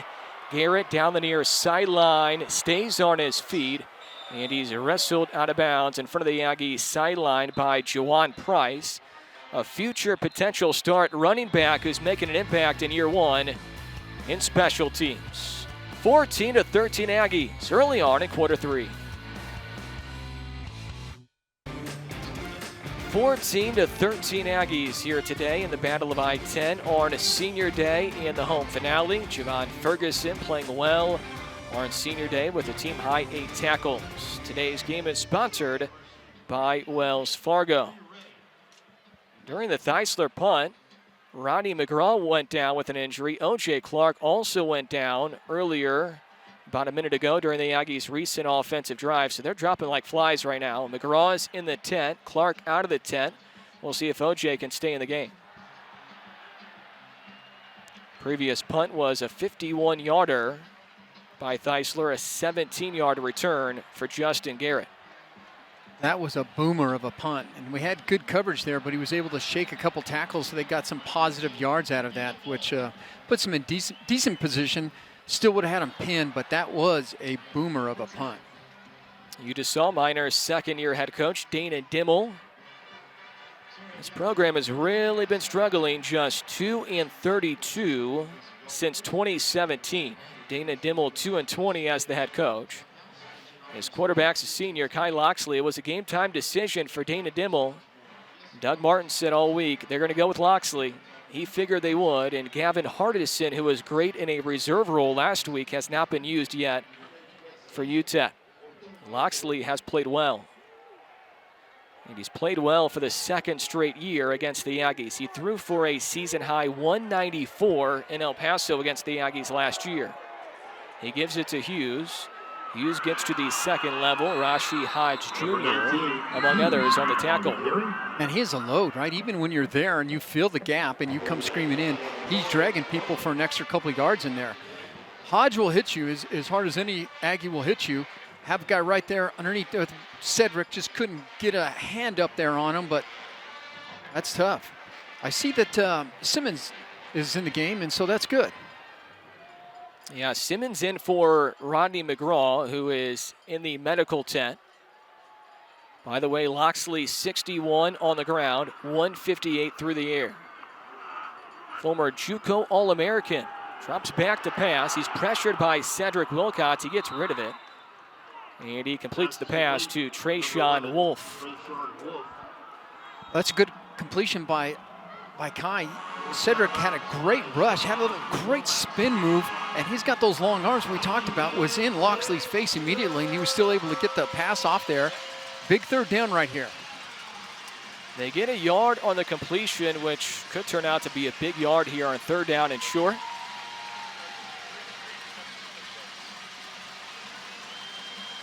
Line needed is the 39.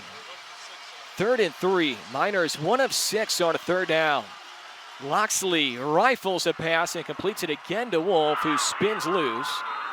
And he's taken down by Hodge. Just the second conversion today for the Miners on third down. It's a great read right there. There's a breakdown in Aggie coverage, and we left a guy wide open there. It looks like we had 2 go out onto the split to the wide guy as far as we could, as the far side of the field, and we left 1 guy short open, and that's the guy that Loxley hit. Quick little play action to freeze the linebackers, and there's the open guy right there.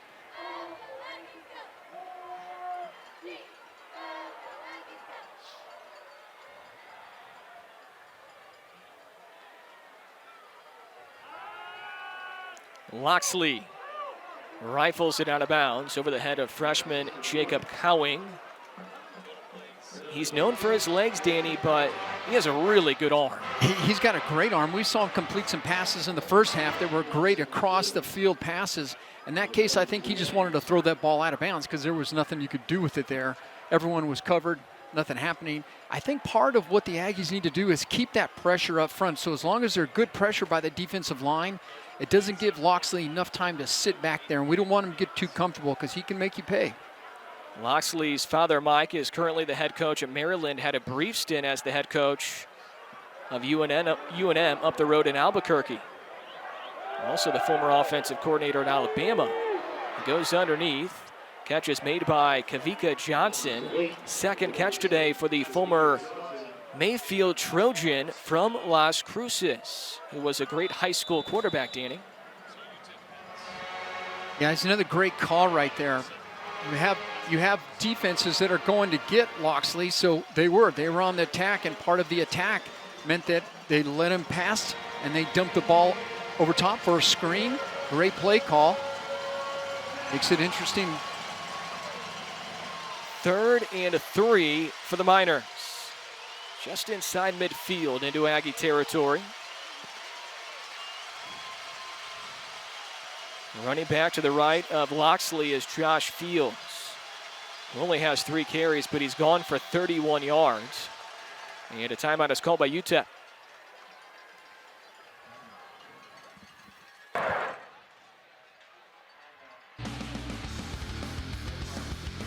A big 3rd down and 3 when you come back.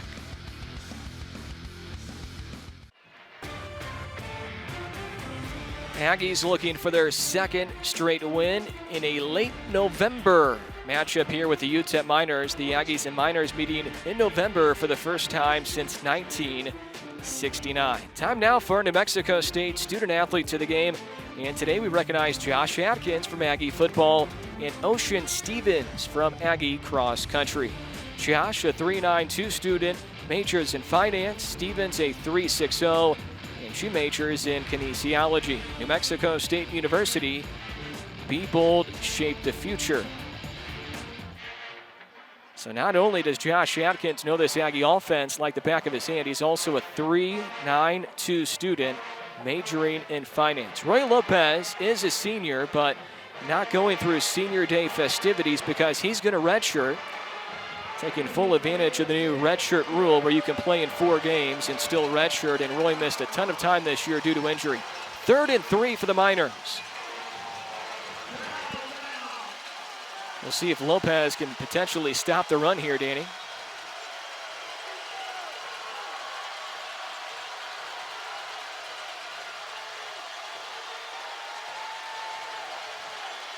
Three down linemen. Now the Aggies show pressure. They rush 5. Loxley diving for the first down. The spot isn't great.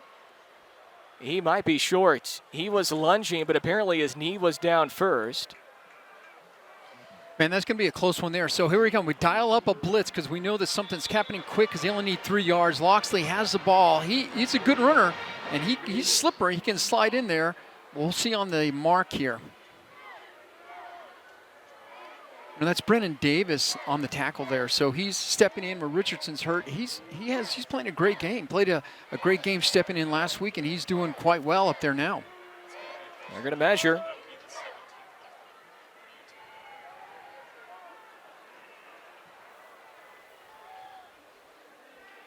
They're going to be short. Check that. They are good. There was a little more left there in the chain.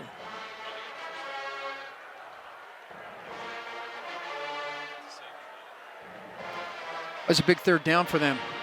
Aggies got to dig their heels in here, see if they can't draw something up to stop that little run-pass option-looking thing that they've been running. It's a tough one, but they got to break that code somehow.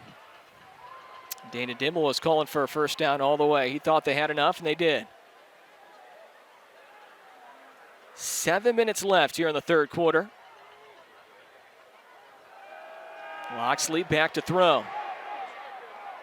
And he completes it. Trayshawn Wolf again. Jared Phipps, tackle number 9 for him today. Wolf's been busy here in half 2. He now has 5 catches to pace the Miners. This one gains 11. We had pressure on him, but we didn't have enough where Loxley just had time to sit back in there, and he sat there long enough where someone came free. Phipps kind of fell off coverage, and as he fell off coverage, you see him kind of breaking away a little bit, just enough where Kai's able to get the ball right in there for a good first down. 3 wide receiver set. The give is to Hughes, and he is belted initially by Ferguson, but he wiggles out of that tackle and gets an extra yard or 2. He's 235 pounds. He's really tough to take down. He's tough, and Ferguson had 1 leg, and I know he was banging his chest like, that was mine. I should have had him. But with 1 leg is all he was able to hold on to. Hughes is tough, and he keeps running. And you can see right here, Ferguson's in the right spot, so half of it's getting to the ball. The other half is making a play. Just needed to hang on a little bit longer. Neither team has turned the ball over today. Miners don't turn it over much, only 3 total turnovers in the previous 3. The Aggies have been one of the worst in the country at committing turnovers. They played a turnover-free game.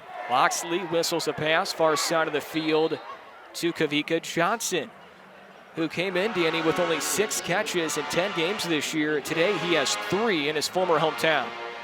It's nice to come back to your hometown and make some catches in front of the people you grew up with here.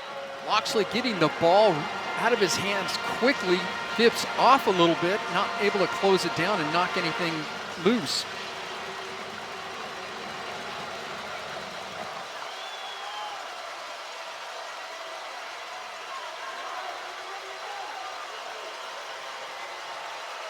Third and 1.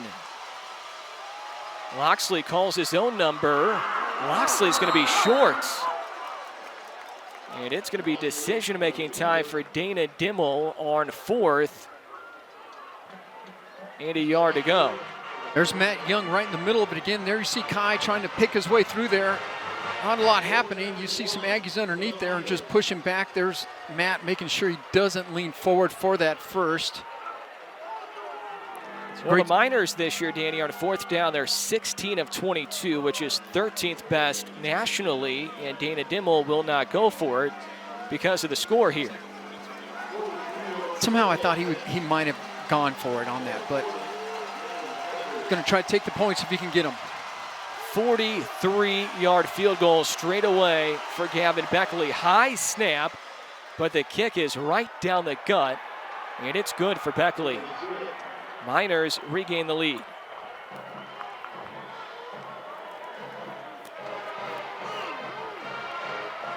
Got a ball game.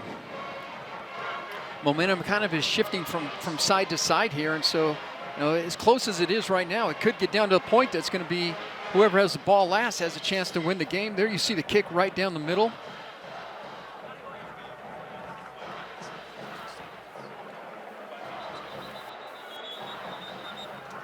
You agree with that decision, Danny, to kick the field goal and not go for it on 4th and 1? Well, you can take the points, you get the points, and so maybe he's feeling like that's the most important thing. I think with the numbers that they had on 4th down conversions and the running that they were able to accomplish so far, I would think they would have gone for it. But you saw the last play where Kai wasn't able to get, you know, nothing but a yard or so. So maybe at this time where it's four minutes left in the third quarter, take the points now, later in the game, see where it puts you. 11 plays, 46 yards, covering almost 6 minutes for UTEP. 43-yard field goal for Beckley. Beckley's been busy today. He is now 3 of 4 on field goal tries. A touchback, and the Aggies will have it at the 25-yard line.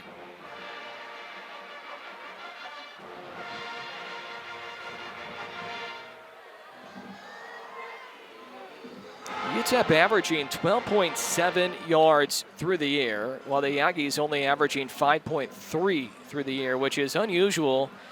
You got a team that is somewhat of a variation of an air raid with the Aggies, and the Miners usually don't pass it much. And the Miners have had some success through the air, and the Aggies haven't really had a whole lot of success. O.J. Clark is back in after being injured earlier, and the Aggies go right to him. I just saw Rodney McGraw on the sidelines. It looks like Rodney is still injured. He's limping on the sidelines, but Clark is back in. Got a little tempo, I like it. The Aggies will throw on 1st down. It looked like there might have been a face mask, and I think there will be. Tony Nicholson with the catch. A fistful there. You know, on the previous pass where they've had Clark, I think, in the middll there, I think Clark had a great move and ended up just man coverage, and he just threw a fantastic move. Face mask, defense number 13. 15-yard penalty from the end of the run. 1st down. And here's the last play right there where you can see the face mask. Quick toss outfield, sure, got a fistful there and yanks his head around and got a penalty and moving the ball. Keep the chains moving. Free safety Justin Rogers, the guilty party, senior out of LA. Second on the team in tackles this year, leads the team in fumble recoveries. Aggies go with tempo again. Deep shot downfield. Robert Downs, the third, was in a pretty good spot, and he could not reel it in. Caldwell in coverage. Caldwell had great coverage too, by the way, but that's a stop and go route. So coach decides, let's take a shot downfield on this. So you get a stop and go route and try to dump one in deep there. Josh had a good throw. Could have been a little farther, but it was a good throw here. Great coverage up front there because you had a long route, so you have to have enough for a stop, then a go. Here's the go piece of it. Drops it in over top. Just looks like the defense had a hand in there. Short gain for Christian Gibson, who's been quiet today, just his 4th rush. The Aggies have only carried the ball 12 times if you include 1 from Atkins.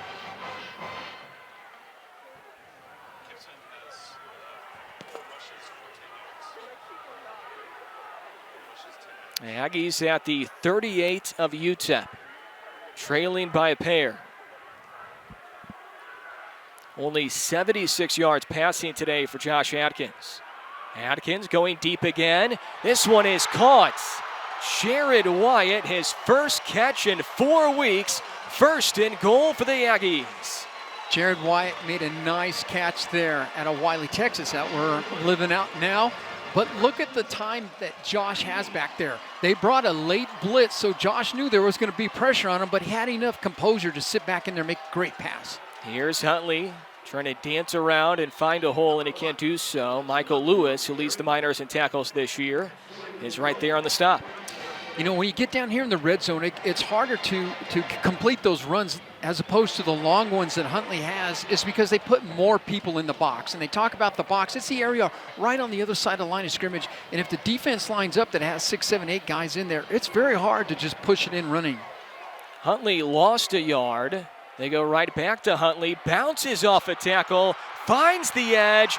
Touchdown, Jason Huntley. He has tied his career high, his 3rd rushing touchdown today. Hey, Adam, what did he say in his tweet? How many yards did he say he was going to get? Just over 200. I think he said 210. Ouch, he is there. He's close.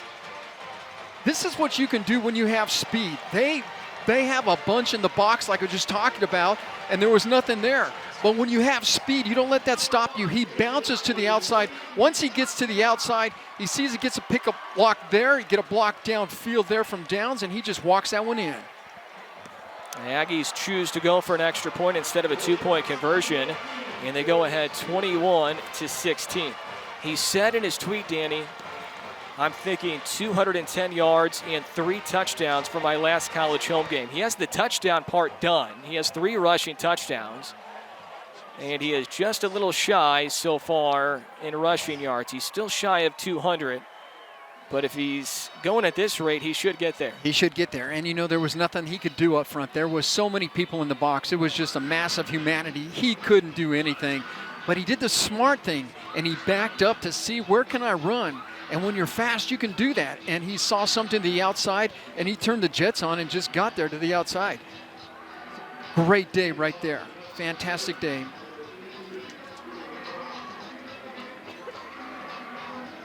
Seven-yard touchdown run for Huntley. The Aggies went with tempo that entire offensive possession, and they score in 2 minutes and 1 second. 7 plays, 60 yards. That results in the 3rd touchdown for Huntley. He's accounted for all 21 Aggie points. Brown's kickoff is well through the end zone.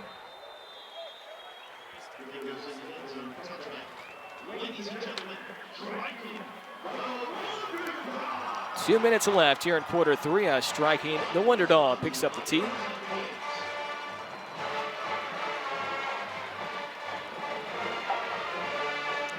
Back and forth we go. It's been quite the game here today. The Aggies led 7-0 after 1 quarter.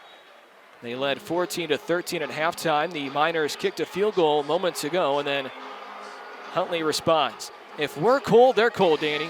I got a jacket on, and I'm saying it's getting cold here. They do not look like they're cold at all, and that's what happens, I guess, when you get to college. It's like, God, what cold? We're winning. You're never cold when you're winning.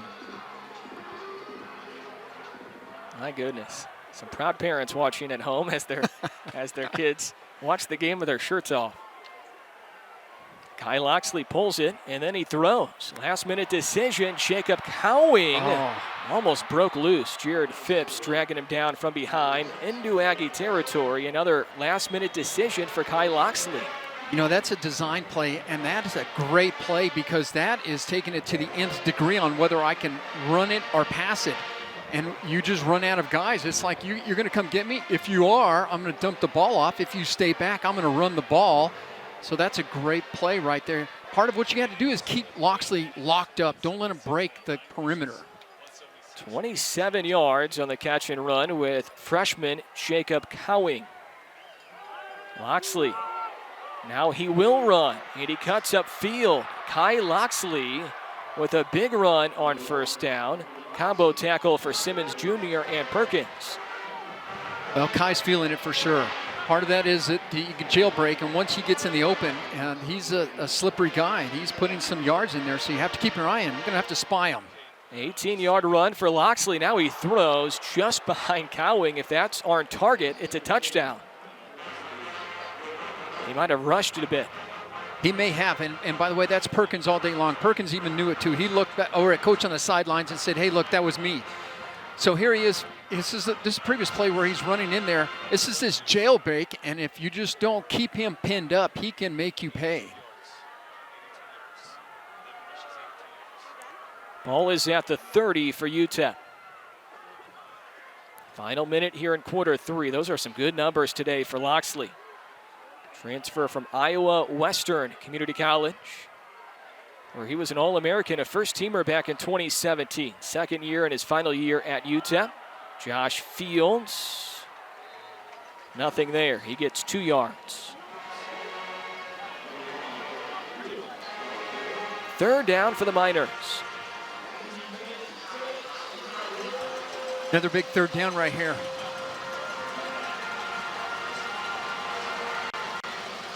Tough part of the field again for UTEP. Beckley missed a 47-yarder earlier. We'll see if the Miners can't convert on a third down here, or if Beckley has to come back out on fourth down.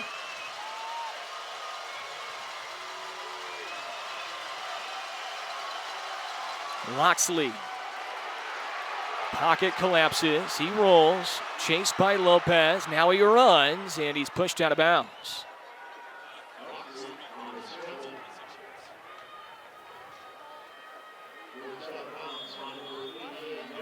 Xander Yarborough sent him out of bounds.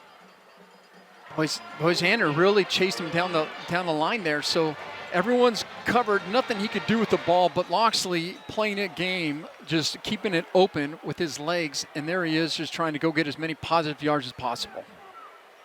And that will take us to break at the end of 3 quarters. 21-16, the Aggies lead the Miners.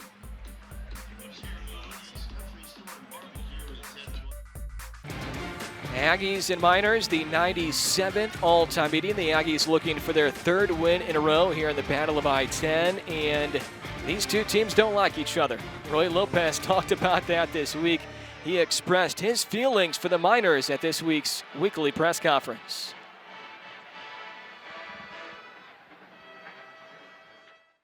Rivalry right there. UTEP is a school I don't like, and they know I don't like them.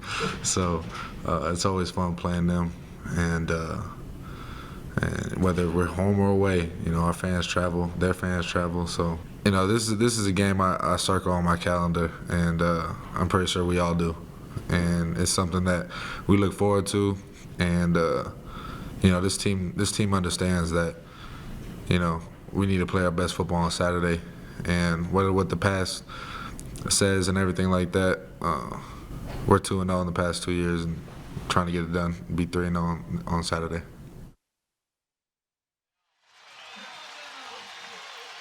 Fourth and 3 for the Miners.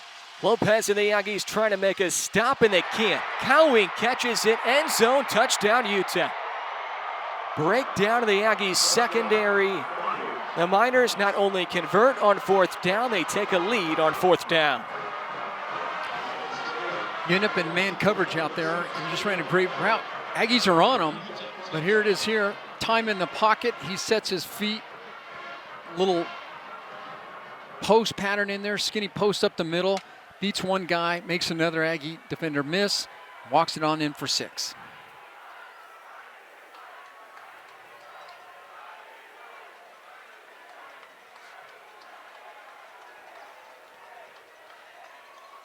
A 23-yard touchdown pass to Jacob Cowing. Miners will go for 2. Probably a no-brainer here in this scenario, trying to make it a 3-point lead.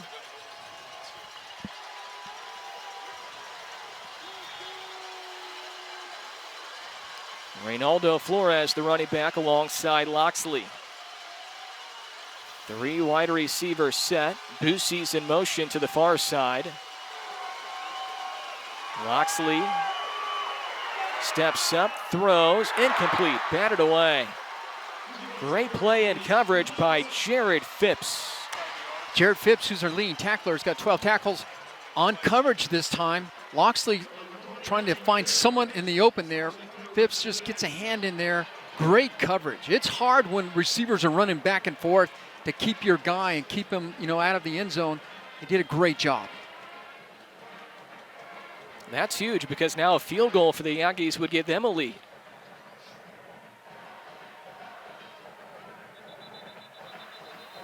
Just might come down to who has the ball at the end here, Adam. There was just a lot of, you would think that momentum would go one way and stay one way, but it really hasn't. It's just gone back and forth. There's Mr. Lopez there. We need those big bubbas up front to really make a push in this fourth quarter here. We've talked about it numerous times today. The Miners have been extremely successful on fourth down this year. They came in 16 of 22 on fourth down, which was 13th best nationally.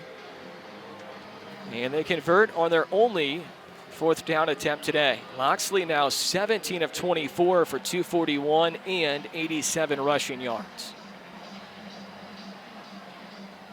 If you take out Jason Huntley, I think it's safe to say Loxley's been the best player on the field, but without a doubt, Huntley's been the best player overall today. This is Tony Nicholson again, and he is tripped up at the 30. On the return. They're going to mark him down, it looks like, at the 31-yard line. So the Aggies will start right there. 11 seconds into this fourth quarter.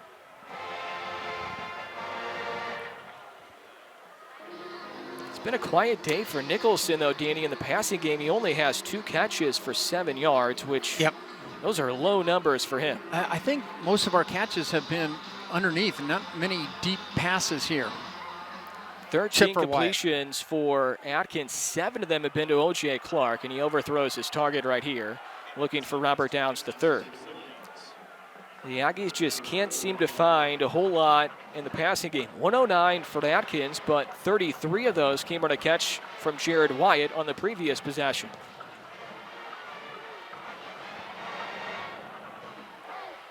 Tony Nicholson has 6+ catches in 8 of the first 10 games this year, and here today he's been quiet. And there is nothing there for Jason Huntley. Ortega on the tackle for loss.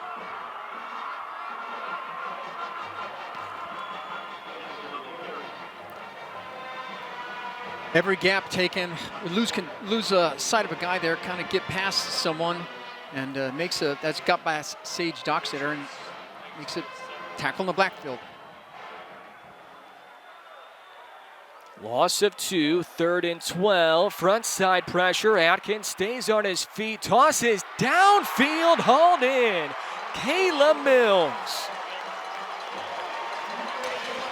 Glad to see Caleb Mills getting in the action here. Our 6'5" receiver, he can get up there if he has to. Josh keeps this thing alive. They're tugging on him, as you were saying, lots of pressure from the front side. He keeps it alive. He finds Caleb Mills breaking across the deep route, and there he is. Good catch.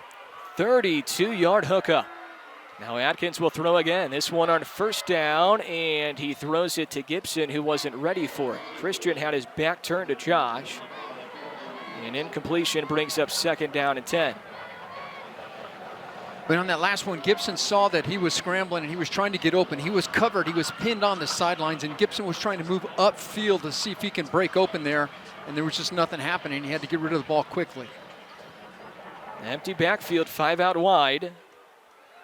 Miners only rush 3. They drop back in coverage, so Atkins will run the football himself.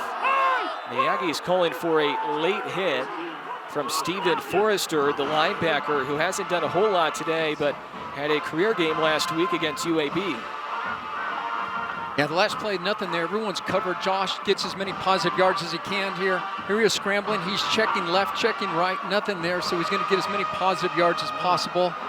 Forster makes a tackle on him. 3rd and 5 for the Aggies. This would be a really, really long field goal right now for Dylan Brown. In motion, Bodison. The Aggies on a 3rd down. They're going to take a shot downfield. Downs can't haul it in. It was right in his breadbasket. I think Downs trying to make a one-hand grab there. You know, there's battling, hand battling back and forth in there.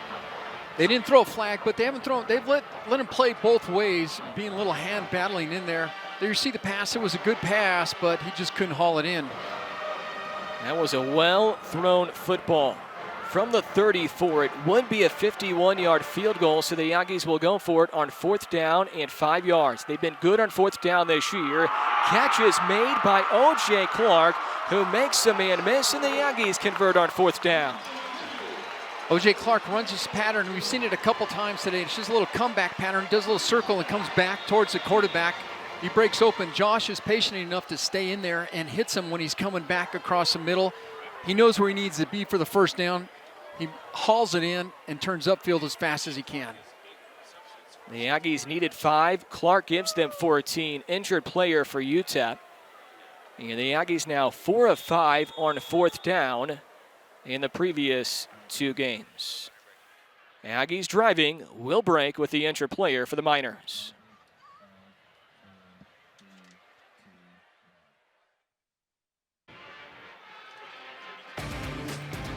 Adam Young and Danny Nee with you. Miners ahead by 1. Final 13 minutes here in the 4th, and today's game is sponsored by Wells Fargo. The Aggies seniors really want to go out with a win here on Senior Day today, and O.J. Clark is doing everything in his power to head out with a win. He now has 8 catches for 64 yards. Danny? Well, O.J. Clark is just turning it on. Nothing bigger than that last 4th down conversion, right? So that's a big one where we need it. If you don't get it, you're turning the ball over and giving UTEP good position. There he is trying to replay. He's like, I went like this. Here's what I did. But he had a great route, and it was all about O.J. Clark. He ran a fantastic route. Great pass by Josh to convert that 4th down. All 3 Aggie touchdowns today have come on the ground from Jason Huntley. Ball is at the 20. Running backs coach Matt Christian right there. Huntley having a great day with 176 on the ground. A new career high for him. Bodison was in motion. The Aggies fake the handoff to Huntley. They throw it near side of the field to Andre Bodison. His 2nd catch today. 2 straight games for the Florida native with 2 catches. Yeah, they broke him open. There was no one there on the coverage at all. And so he gets the ball. He turns it upfield. Good pursuit. Nothing fancy he wants to do with the ball. Just get positive yards, get out of bounds, and get ready for the next play. 1st down for the Aggies down to the 7 on a 13-yard catch and run for Andre Bodison. Career high for Huntley in rushing touchdowns is 3. The Aggies with trickery. They lob it, and it's hauled in. Josh Atkins receiving touchdown. You know, the most incredible thing about that's fantastic, is Josh's catch. Well, the pass as well, right? So the pass barely got off. They were ready for it. It was a reverse pass. So as they're reversing back around, he stops. He puts the ball up. Here it is right here. There's Josh. Give him a little fake move out the left of your screen there. There's the pitch back to him. He comes back around. Look at him go up over a defender to get the ball. That is just a very athletic move by Josh.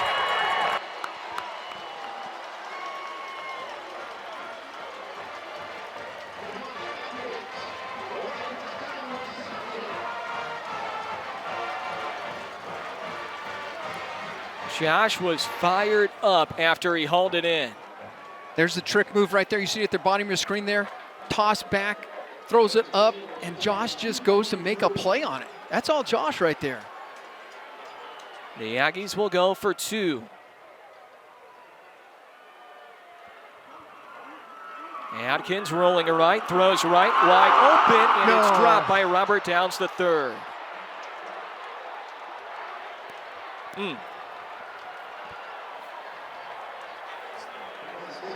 Tony Nichols in the touchdown pass to Josh Atkins. Tony was a high school quarterback, uses it to his advantage. The Aggies regain the lead.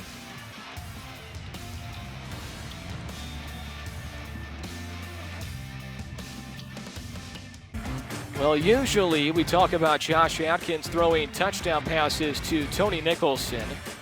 They reverse it on us today. Nicholson to Atkins, 7 yards away. But the Aggies could have made it a 7-point lead, and Robert Downs III can't haul in a pass from Josh Atkins. This was a good disguise play, and then the catch was remarkable by Atkins, going high to get it. Yeah, he had to go back and get that ball. It was a little bit short, and he had no problem getting up. He had good hops in there, didn't he? Get up over top, grab the ball from the defender over his back, pulls it in. And by the way, pass interference was called on the play, but of course declined. So despite pass interference, Atkins still snagged it for his first career receiving touchdown. 12 minutes left. Kickoff from senior Dylan Brown on senior day. And there will be no return for Deron Lowe, who takes a knee. He does have one kick return touchdown this year, and he will not get a chance on that one.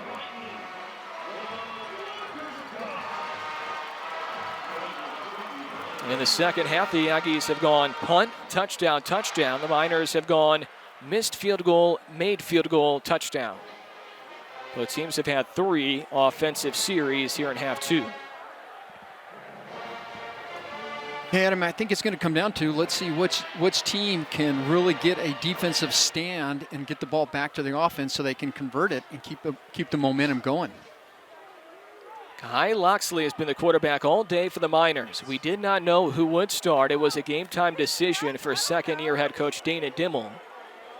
And he goes with Loxley, who is starting his 6th game this year. The pass is high, and it's deflected. Shimon Lomax, who left in the first half with an injury, looks just fine on this one. Great coverage. He is on him all the way. What I like is that Lomax had so much composure, right? So guys coming across, he knows the ball's coming his way, and he just reaches over top with that right hand and knocks it down. That's just great coverage right there. Shimon is having a heck of a game. Glad to see he's back. Was great against the Miners 2 years ago. 3 touchdowns in the Battle of I-10, or I should say 3 interceptions in the Battle of I-10 2 years ago. In that game, the Aggies had 5 picks as a team.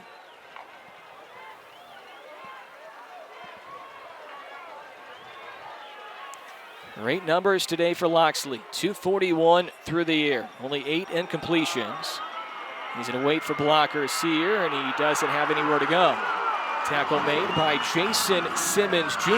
all the way out of the Aggies secondary. You know, this is just where you have to have patience on the offensive side, but you also have to have patience on the defensive side. While Loxley's trying to find a hole that's going there, you have to keep your composure and stay in the right spot. So you can't, from a defense, over pursue or run too quick at him. You got to stay in your lane and make him make the first step, and then you come in after him. Miners 3 of 10 on 3rd down today. They've been one of the worst in the country on 3rd down all year.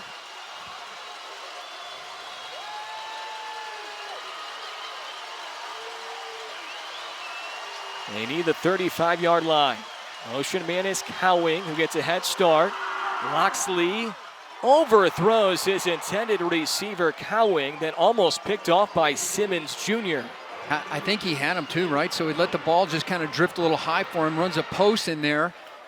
And it's Simmons that's the safety. He's the single high safety. You see Loxley looking right across the middle there. And he had just a half a step on them and just got a little high on him.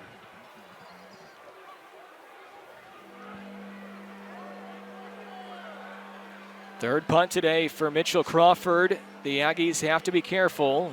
He did have a fake punt and ran for 26 yards last week. This is not the place to do it, but I'm sure that's in the back of the mind of the Aggies. Low punt. It takes a really good UTEP bounce inside the 25. It's going to roll out just shy of the 20. Now it keeps on rolling, and it's touched by the Miners. A punt of 55 yards for Mitchell Crawford. Aggie football after this.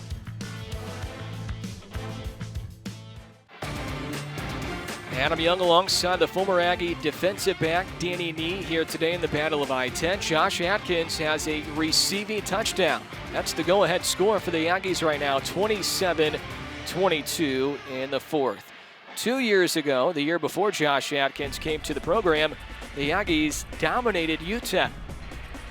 It was here at Aggie Memorial Stadium. Larry Rose III had a big day. The offense was good and the defense was outstanding with 5 takeaways on 5 interceptions. Ryan Metz struggled as the quarterback for the Miners. Shimon Lomax had 3 interceptions individually, and the Aggies notched a 41-14 win. That started the winning streak. The Aggies looking for their 3rd straight win against the Miners.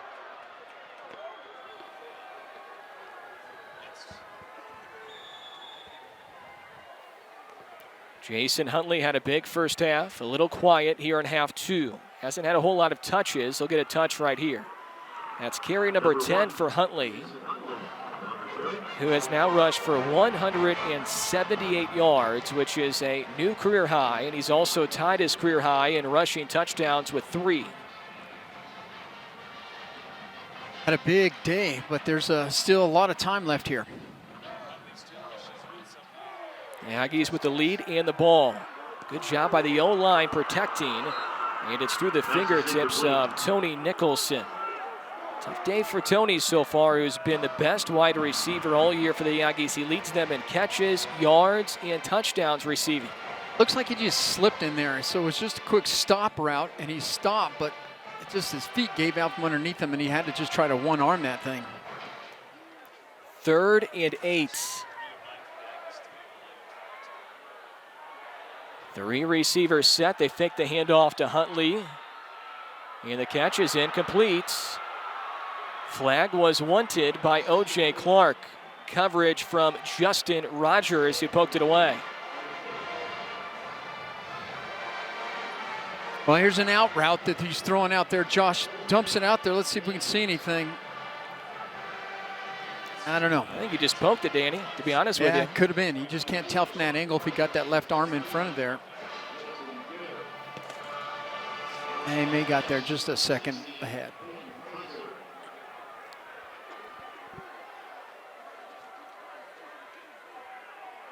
Theisler, the punter, who's had a good day. Senior out of Phoenix on senior day. Sends it away to Garrett. A great punt by Theisler. Garrett catches it, and he's met immediately on special teams. Outstanding punt by Theisler.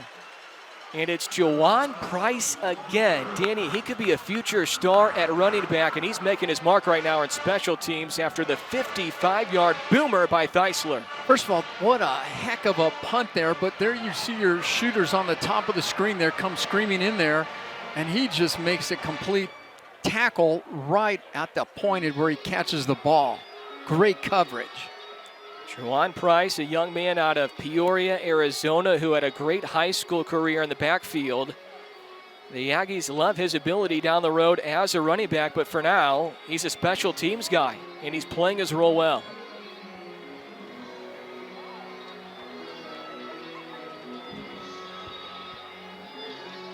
Five minutes into the 4th. Aggies with the lead, Miners with the ball, 27-22. Back and forth here in half 2.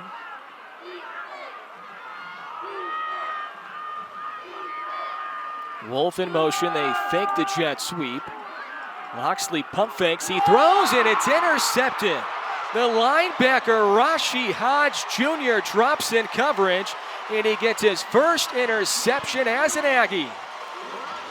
You know, Adam, when we talked to Coach Martin at halftime, before he went up in halftime, he was saying, yeah, you know what would be great is that we could get a turnover on our defense. And so here it is right here, a turnover on defense.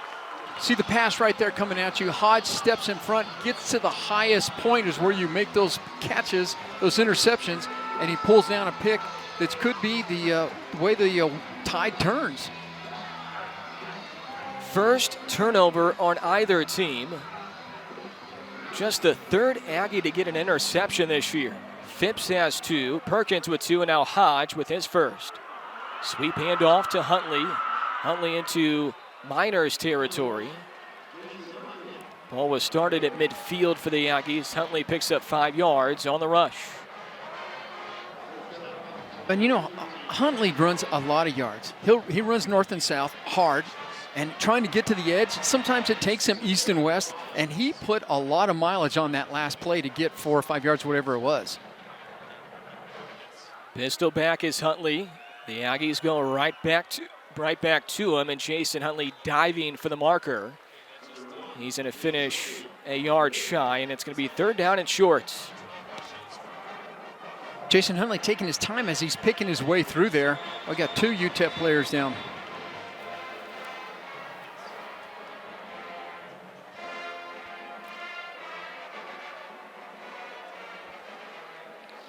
Well, Danny, we saw Rashi Hodge Jr.'s numbers at the JUCO level coming in. We knew that he was a guy who could force a lot of turnovers, and he's turned out to be that here this year for the Aggies. A big interception for Hodge Jr., and now a big 3rd and 1 for the Aggies after this break.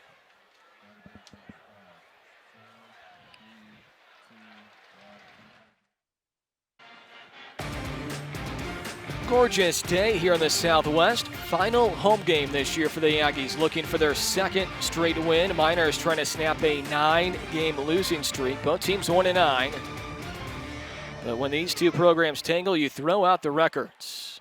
Does not matter. Big game nonetheless. 3rd down and a long one for the Aggies. They're going to use Christian Gibson, who spins, and he's going to be well short. So 4th down and a long one again. No gain for Gibson. We were wondering during the break if they would bring in Gibson, who's been quiet today, but he makes the most sense in a 3rd down and short situation. Just a quick give right up the middle there, and just lots of pressure from that Miner defense, and there's nothing he could do with it. He just tried to get as many positive yards and lean forward, but he was still short, so it looks like they're going to go for it here. Pretty good spot, so it's 4th and less than a yard. Heavy pressure shown, and it's Josh Atkins who keeps it and runs for a 1st down and signals immediately after. He's a tough kid out of Spring Branch, Texas, Smithson Valley High School. I like the excitement. I like the energy, right? So when your quarterback is fired up, catching balls for touchdowns, he's running for 4th down, 1st down conversions, and he's fired up. It just makes you fired up as well. Aggies driving, trying to extend their lead, which right now is at 27-22 on 4th. They fake it to Gibson, play action pass. Mills is open, and it's just out of his reach. Big target out of Gastonia, North Carolina. Could not grab it. Caldwell in coverage. I think Josh was looking for him to kind of do a little banana route, almost coming back to the inside more, so he laid the ball out there. He just laid it up in the air because he knew he had the man beat, and it just went just a little too far. The Aggies have taken a lot of shots downfield in this half, very few in half one. Good pull by Atkins. Blockers on the outside. O.J. Clark with a good block, and Atkins is shoved out of bounds into the UTEP sideline. Good idea, though, on the pull by Atkins. It is. Run past there, and you see that there's everyone kind of converging, and he pulls the ball out and keeps it. Ends up getting 5 yards. It could have been a loss in the play if he doesn't pull it. 3rd and 5 for the Aggies. Him coming right back at you there and keeps the ball and gets as many positive yards as possible and puts him in a 3rd and mid. The Aggies need the 29-yard line. Pass is batted, then caught by Atkins. They're going to lose a yard on it. It's going to be marked at the 35, which, Danny, would be a really long field goal for Dylan Brown of, it looks like 52 if they would kick it. And he was just trying to hit an out route there, but he saw a defender just get an arm in there and knock that thing down. Josh catches it, but boy, he takes a lick there, and you can kind of looking at him there, and there's a big cheer on the sidelines from the Miners. Josh, just a tough kid. There he is catching the ball, trying to go put it back into play and get some positive yards for the first, and just gets leveled. They're going to kick it. Here we go. Career long for Brown is 49. He made a 50-yarder at the JUCO level. Unofficially 53 for Brown. And it is good. Dylan Brown on the money.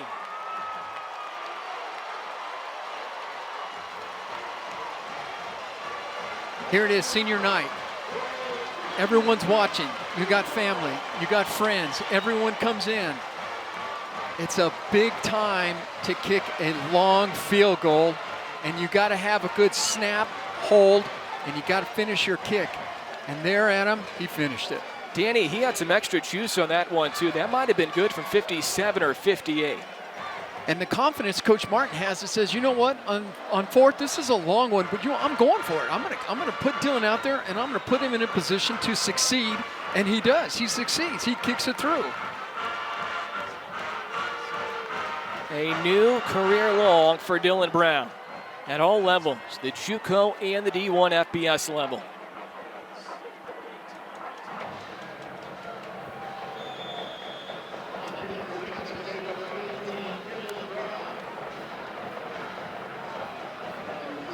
An 8-play drive, only 15 yards. There wasn't a whole lot of offensive production following the interception by Hodge. But most importantly, Danny, it covers 3 minutes and 33 seconds. So the Aggies take some time off the clock, and now they lead by 8. And getting points off a turnover is important, right? So that shows that you can do something with the ball once you have it. Use the clock, get points, get the wonder dog out. Everybody's happy. And now Javon Ferguson in the Aggie defense has to get a stop. And it might only take one more stop to get the win here today.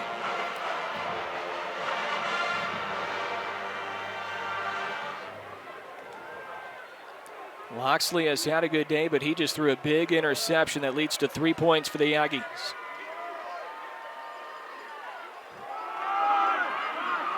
Trayvon Hughes, nowhere to go. The Aggie defense doing a better job against the run here in this half. Matt Young, the Oñate High School grad here in town, makes the tackle for the Aggies. You know, Matt Young being a local guy, he understands the importance of these games because he's lived through them. And of course, his dad played through many of these, and he knows the importance of them. So it's not surprising that Matt Young steps it up to the next level to make a big stop right there.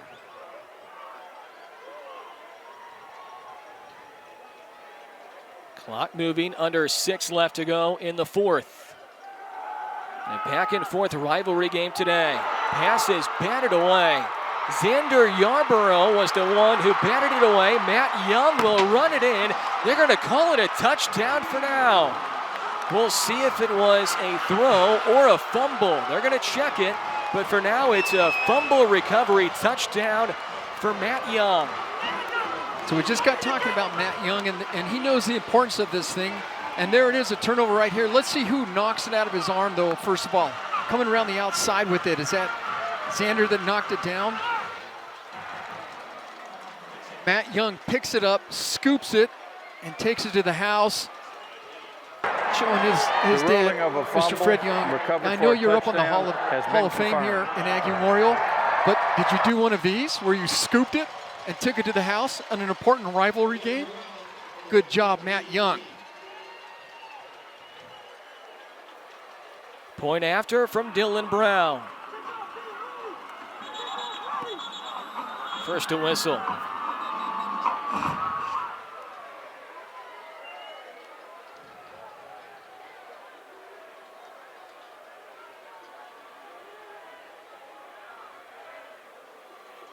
Dana Dimble trying to make sure they're going to look at it. There was no timeout on the play. The ruling was confirmed for a touchdown. Okay, so they will not look at it. Dana Dimble did not call a timeout, and Dylan Brown will have a second attempt at this extra point here. So often this year, it's been the Aggies committing crucial, costly turnovers at tough times. Today, it's been the Aggie defense forcing turnovers. Hodge a pick, forced fumble Yarborough, scoop and score Matt Young, who has seen this rivalry since he was a kid. You know, at halftime, Coach was talking about it would be nice to get a turnover, and here you see it again right here. See Yarborough coming over top, knock the ball out of his hand before he gets even in motion. Matt Young has the presence to scoop it, and he's got the wheels to turn that thing into 6, taken to the house.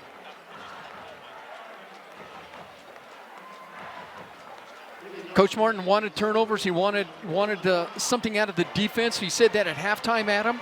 So now he comes back. We get a pick, which turns into 3, and now you knock the ball down. You get a scoop and score. I think Coach Martin has got what he's requested.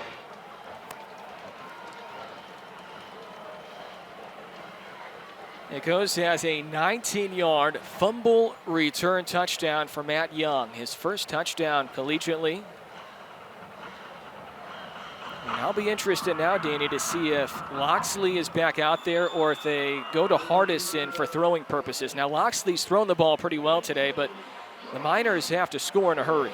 Yeah, they do. So they got to put two scores in there in a hurry and get it back in the game at least, right? So let's see who they come out with. Now, Loxley's got a good arm. We've seen him throw the ball quite well, but he's turned one over. Last week when they started playing and Loxley threw a pick, had some things happen, they went with a backup. They went back to Gavin Hardison, and Gavin came in and did quite well. So let's see who they go with now.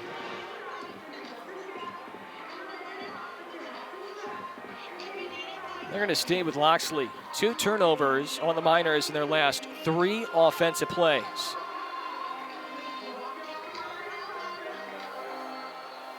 5.5 left. Pressure from behind. Loxley will throw out of bounds into the Aggie sideline.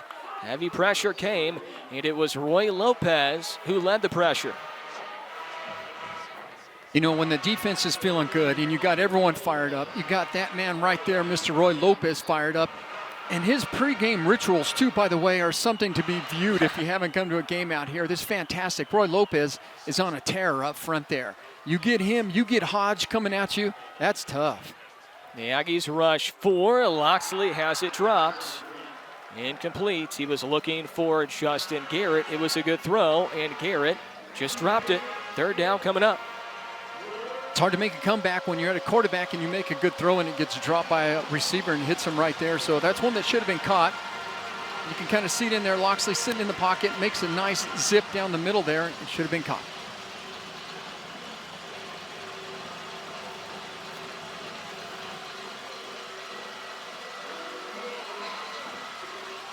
The Aggies rush 5 on a 3rd down and 10. Loxley slithers out of a tackle, and he gallops into Aggie territory before he's knocked down by Brennan Davis. The Aggies had him for a sack, and he got away.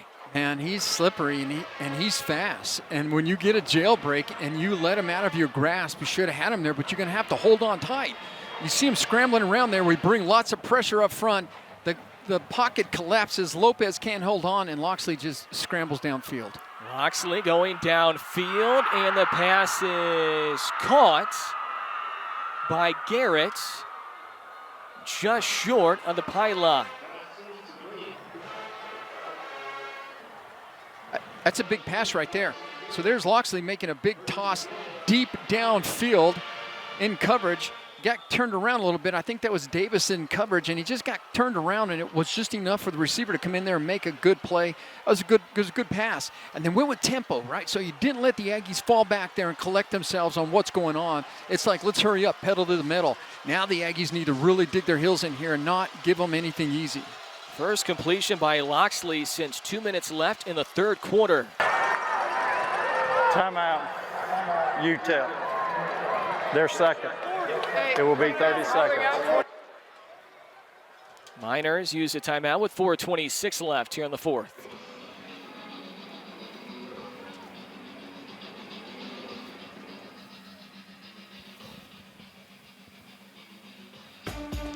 Join us on Wednesdays at Rudy's Barbecue for the Aggie Coaches Show at 1020 North Telstra Boulevard. We're joined by Aggie football head coach Doug Martin, men's basketball head coach Chris Giants, the AD Marty Amocha, and others.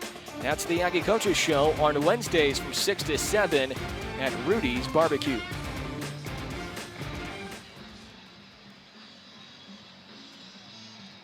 Matt Young with a scoop and score. The Aggies ahead by 15, but the Miners trying to punch it in. Please reset the game clock to 4:30, 4:30.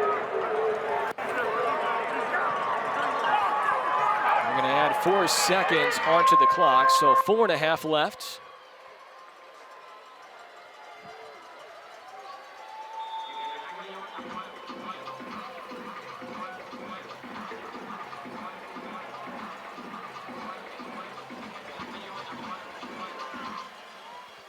Jumbo package, who's better? Ball is knocked loose. Picked up by the Miners. Touchdown UTEP. I think Loxley was over the plane initially. That's what it looks like they're calling right there. And I'm sure Loxley's the one who will get credit for the touchdown here. The signal came before it was jumped on by the Miners. Loxley 6'4", and he can jump. And he jumped over the pile.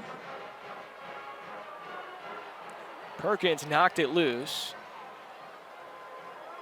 Miners jumped on it anyway, but first, Loxley will get credit for the touchdown, jumping over the pile. At some point, the Miners will have to go for 2, but here they're just going to kick the extra point.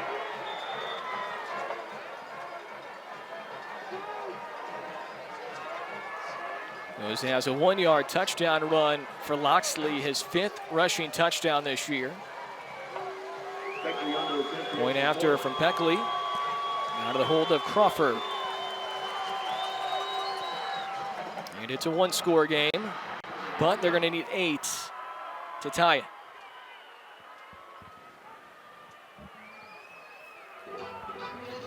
Here it is right here, Adam. You can see as he leaps over, and you talked about the leaping ability Loxley has because he is a long, lanky guy. He leaped over there, broke the plane with the ball. That's a touchdown. Well, he got them back in the game in a hurry here, right? So now we have a game. 8 points, 4 minutes, 27 seconds left. Some good football to be had. And you're inches away from this game pretty much being over if you're the Aggies. Roy Lopez almost dropped Loxley for a sack, and if he does that, this one could be all but over. But instead, Loxley got a big run as he escaped tacklers. He ran for 40, and then he runs it in from 1 yard away. 37-29, 4:27 left. Still in a good spot if you're the Aggies, but you felt a whole lot more comfortable when you're up 37-22 just moments ago. Yeah, 2 big plays, right? So it's the jailbreak that Loxley has, and he gets huge yardage. And then the other is he comes back right away and throws a deep pass, and that puts them right at the one where they convert. I think it's important that the Aggies come back, get the tempo back. You have to get some first down, use some clock. The kickoff is a short one, handled by Tony Nicholson. Tony Nicholson falls forward to the 35-yard line. On the ground today for the Aggies, 12 carries for Huntley for 187 and 3 touchdowns. 6 carries for Gibson for 8 yards. The Aggies, as they have recently, only using 2 running backs. So do you expect a healthy dose of Huntley right here? Yeah, I think you're going to have some Huntley, but you also have to be able to get some first downs here, right? So you just can't go 1, 2, 3, stop and turn the ball over, but you do got to also not just throw the ball 1, 2, 3 and be out. So you got to kind of still have a balance and still get positive yards. Huntley's averaging 16 yards per carry. Pretty good pickup there on first down up to the 39-yard line, a 4-yard pickup for Huntley. As he approaches the 200 mark, he now has 191.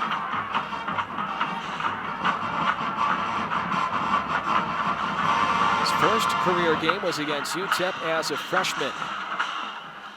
You see the Ag's going to use some clock here too as well. And you would think, Adam, if you call someone that says, hey, this guy's rushed for 191 yards, you would expect that there would be a huge advantage to that team. And it's still a ball game right here, and he's put that many yards up on the stats.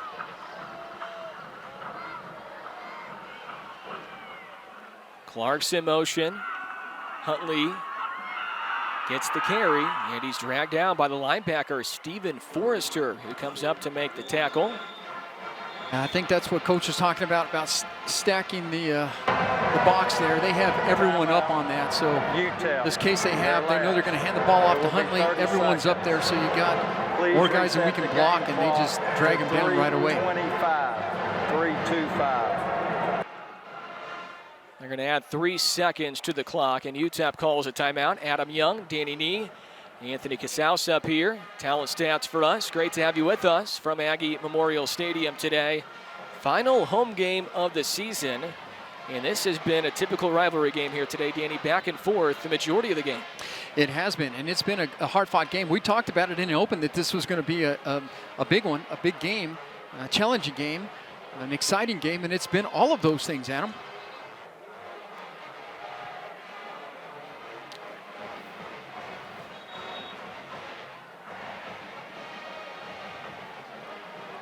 Big third down conversion right here. You pick up the third down, you keep the clock going, and so this is an important one right here.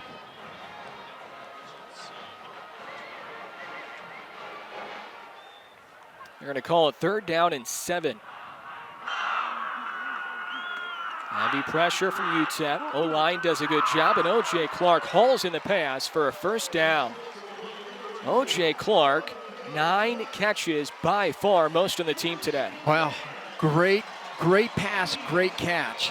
You can see that everyone was coming. So if you look at the replay right here, they bring the house, and it's like, no, we're not going to let you have one easy. And it was just man-on-man coverage out there. He runs an out route. He has to make a perfect pass out there to O.J. Clark, who brings that one in and muscles it. And yes, you did, man. Flex those muscles because you deserve it. That was a good catch right there. Clock moving again as the chains are set. 2:53 left here in the 4th quarter. Christian Gibson bounces off one of his teammates, explodes through a hole. Christian Gibson, far sideline, breaks a tackle. The dagger from Seagib on senior day. The 1-2 punch of Huntley Gibson. Huntley's going to take a break, and that just doesn't matter. Gibson finds the hole in there, and he takes it to the house, and he pushes that thing all the way up there. And you're right, Adam, that's the dagger. That's the one right there. That will do it. You can see it right here. He's looking in the middle, nothing there, bounces to the outside, just like a Huntley, just like anyone else. Both hard runners. Gibson breaks a tackle, takes it to the outside, and right to the house, and the dagger to the heart of the Miners. He fumbled, Danny, on the 1-yard line last week on a big run in a similar situation. He wasn't fumbling right there. No, he was not. He was taking that thing in there, and he was making sure he held the ball, held on tight the whole time. What a great job. You know, both those running backs are just fantastic. It is truly a 1-2 punch. Gibson is a hard runner. He will take it straight up there and run you over, but he also has some breakaway speed, as you see right there. No one's catching him. He knew what was at stake, and he took that all the way to the house for the dagger in the heart, as you said, Adam.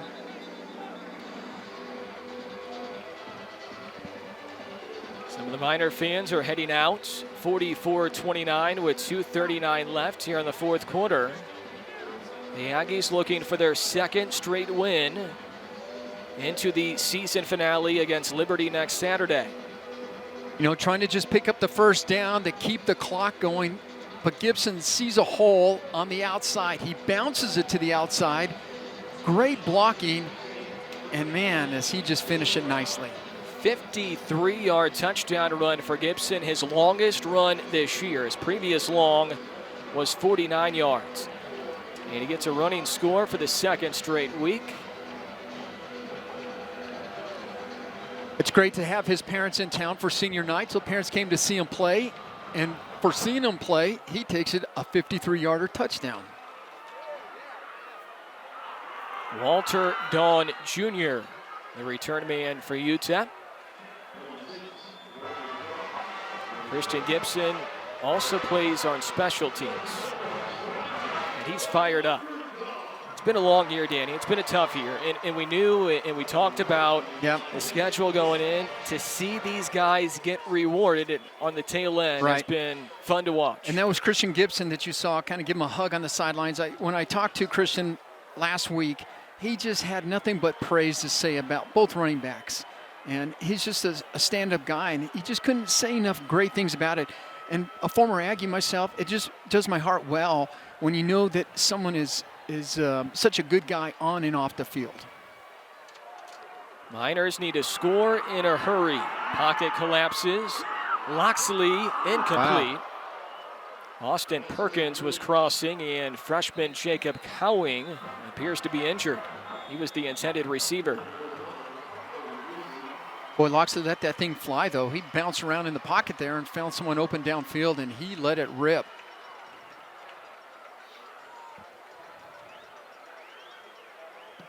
The Aggies have had two 53-yard touchdown runs today. Gibson and Huntley have both scored from 53 yards away.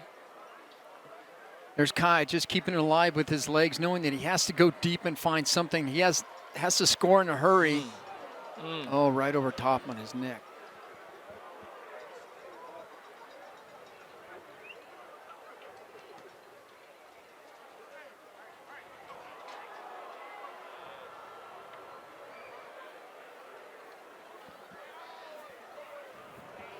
Jacob Cowing, a freshman from Maricopa, Arizona, who's been a great surprise this year for the Miners, having a great year. Leads the team in receiving yards.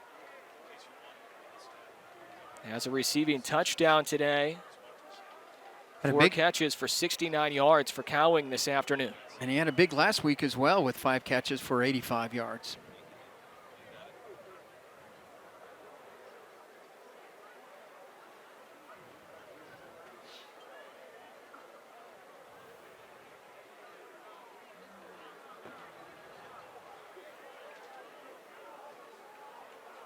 Silence in the entire stadium right now here at Aggie Memorial. Dana Dimmel, the head coach for the Miners, right there speaking to the official. Cowing has been the main target the last couple of weeks for Kai Loxley. He came into this game with 11 catches for 230 yards in his previous 2 games. And he's only a freshman, a bright future for a guy who's made a huge impact from day one in this Miners program.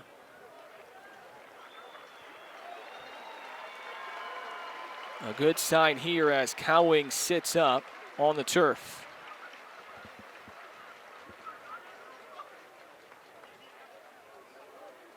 There we go. Outstanding sign right there as he walks off on his own power. Great news. Yeah, it's good to see that.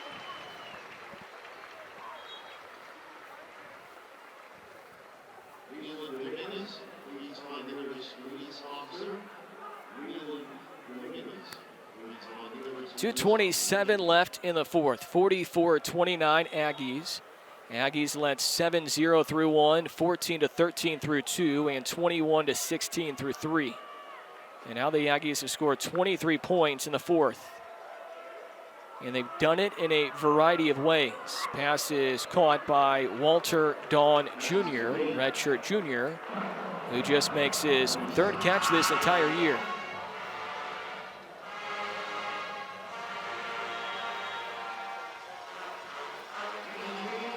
Third and 4 for the Miners. And this one is caught by Alan Busey. Busey with his 2nd catch today, his 17th this year. Chains will move for the Miners.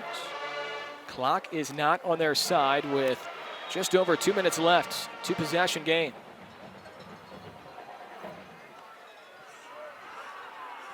Pocket collapses on Loxley. Can't get away from Miles Veen. Young man out of New Orleans with his first sack this year. You know, we saw this last week, Adam, where it's a house of cards. When you get one defensive lineman that's in there doing something big, everyone just kind of gets in there. Miles gets a hold of that jersey, and most importantly, you got to hold on because Kai can slip away. Zinging a pass ahead is Loxley, and he connects with a wide receiver near midfield. That is Justin Garrett, who makes the catch. He did throw that on a rope, didn't he? He just drilled that thing in there. Only $1:20 left, though. Miners running low on time. Loxley, hurry-up offense, zings it again. Shoestring catch is made by Walter Dawn Jr. Up to the 30 for UTEP. 1:09 left. Now they're going to hurry a little bit, get to the line of scrimmage and make something happen. Aggies, of course, are playing a little soft. They're playing back, right? So the thing they don't want to do is give them a walk-in TD. Loxley drops back, he pump fakes, now he's signaling for a teammate, and he sends it to Walter Dawn Jr., his third catch on this drive. And an Aggie player goes down with 55 seconds left.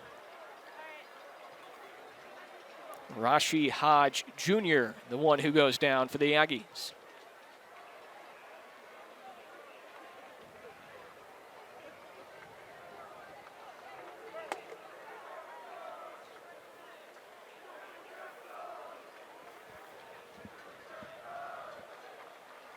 Danny, that Matthew Young returned fumble for a touchdown was the first fumble return for a touchdown since Shane Jackson against Texas State last year. On the 27th of October, the Aggies also had a scoop and score against UTEP last year from Malik Demby, who graduated 1 year ago. Saw that in the highlights. That was Malik had a great career as well, but he also very talented scoop and score.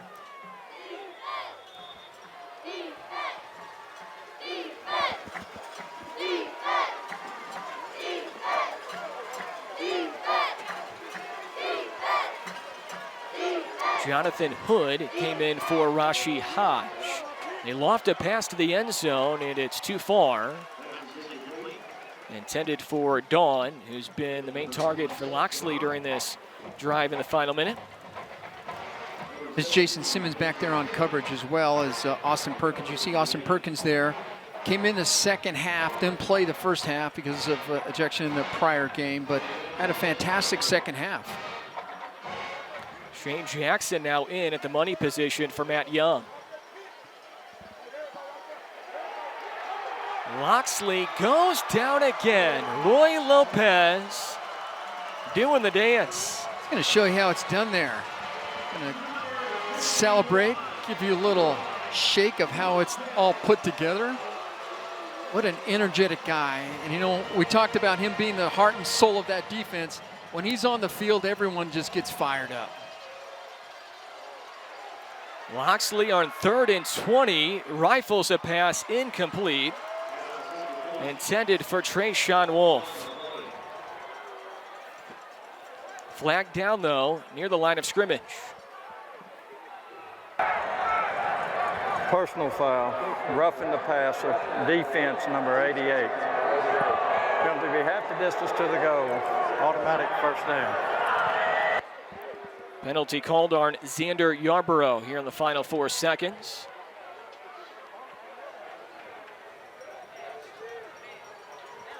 The Aggies will win their 3rd straight against the Miners for the first time in this rivalry since 1993 through 1995.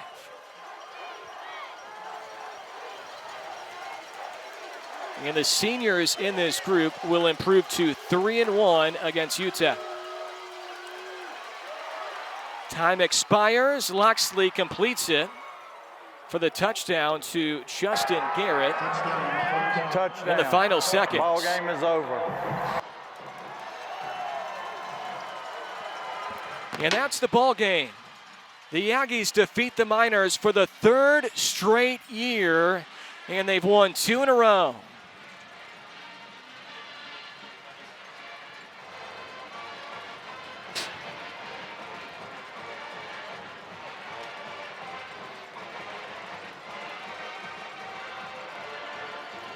Bring on the silver spade and the brass spittoon.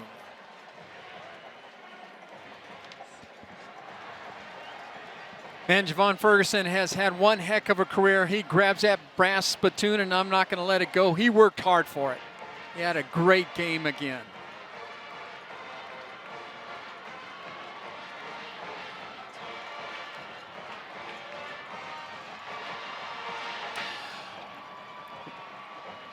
They have 2 traveling trophies in this rivalry. The silver spade, which has been given out since 1955. There's the brass spittoon, the newest of the 2 traveling trophies. Been around since 1982, and Javon Ferguson might not let go.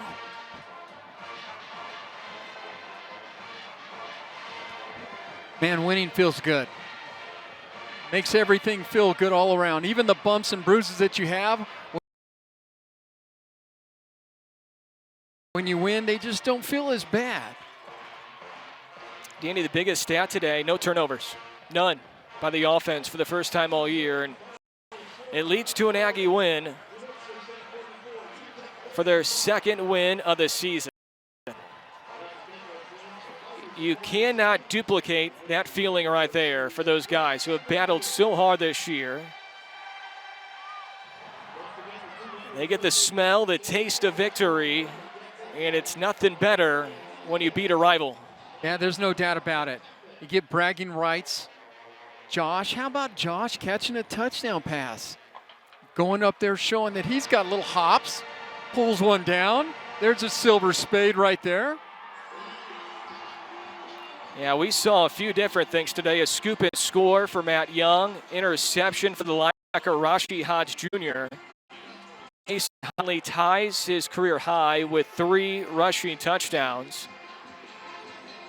And as you mentioned too, Josh Atkins with a receiving touchdown from Tony Nicholson. All on senior night, Adam. That's a fantastic feeling right there.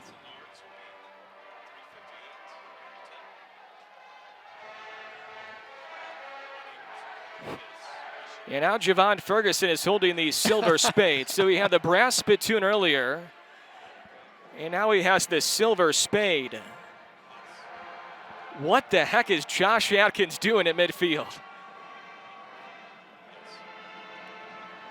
Adam Young, Danny Neat, joined by head football coach Doug Martin. Coach, congrats on the win here today. 3 straight against the Miners. I'm sure the biggest stat for you today is no turnovers offensively, and you win the turnover margin today. That was huge, Adam, and that's things been plaguing us this year. And for this senior class to be 3-1 against UTEP, that's huge.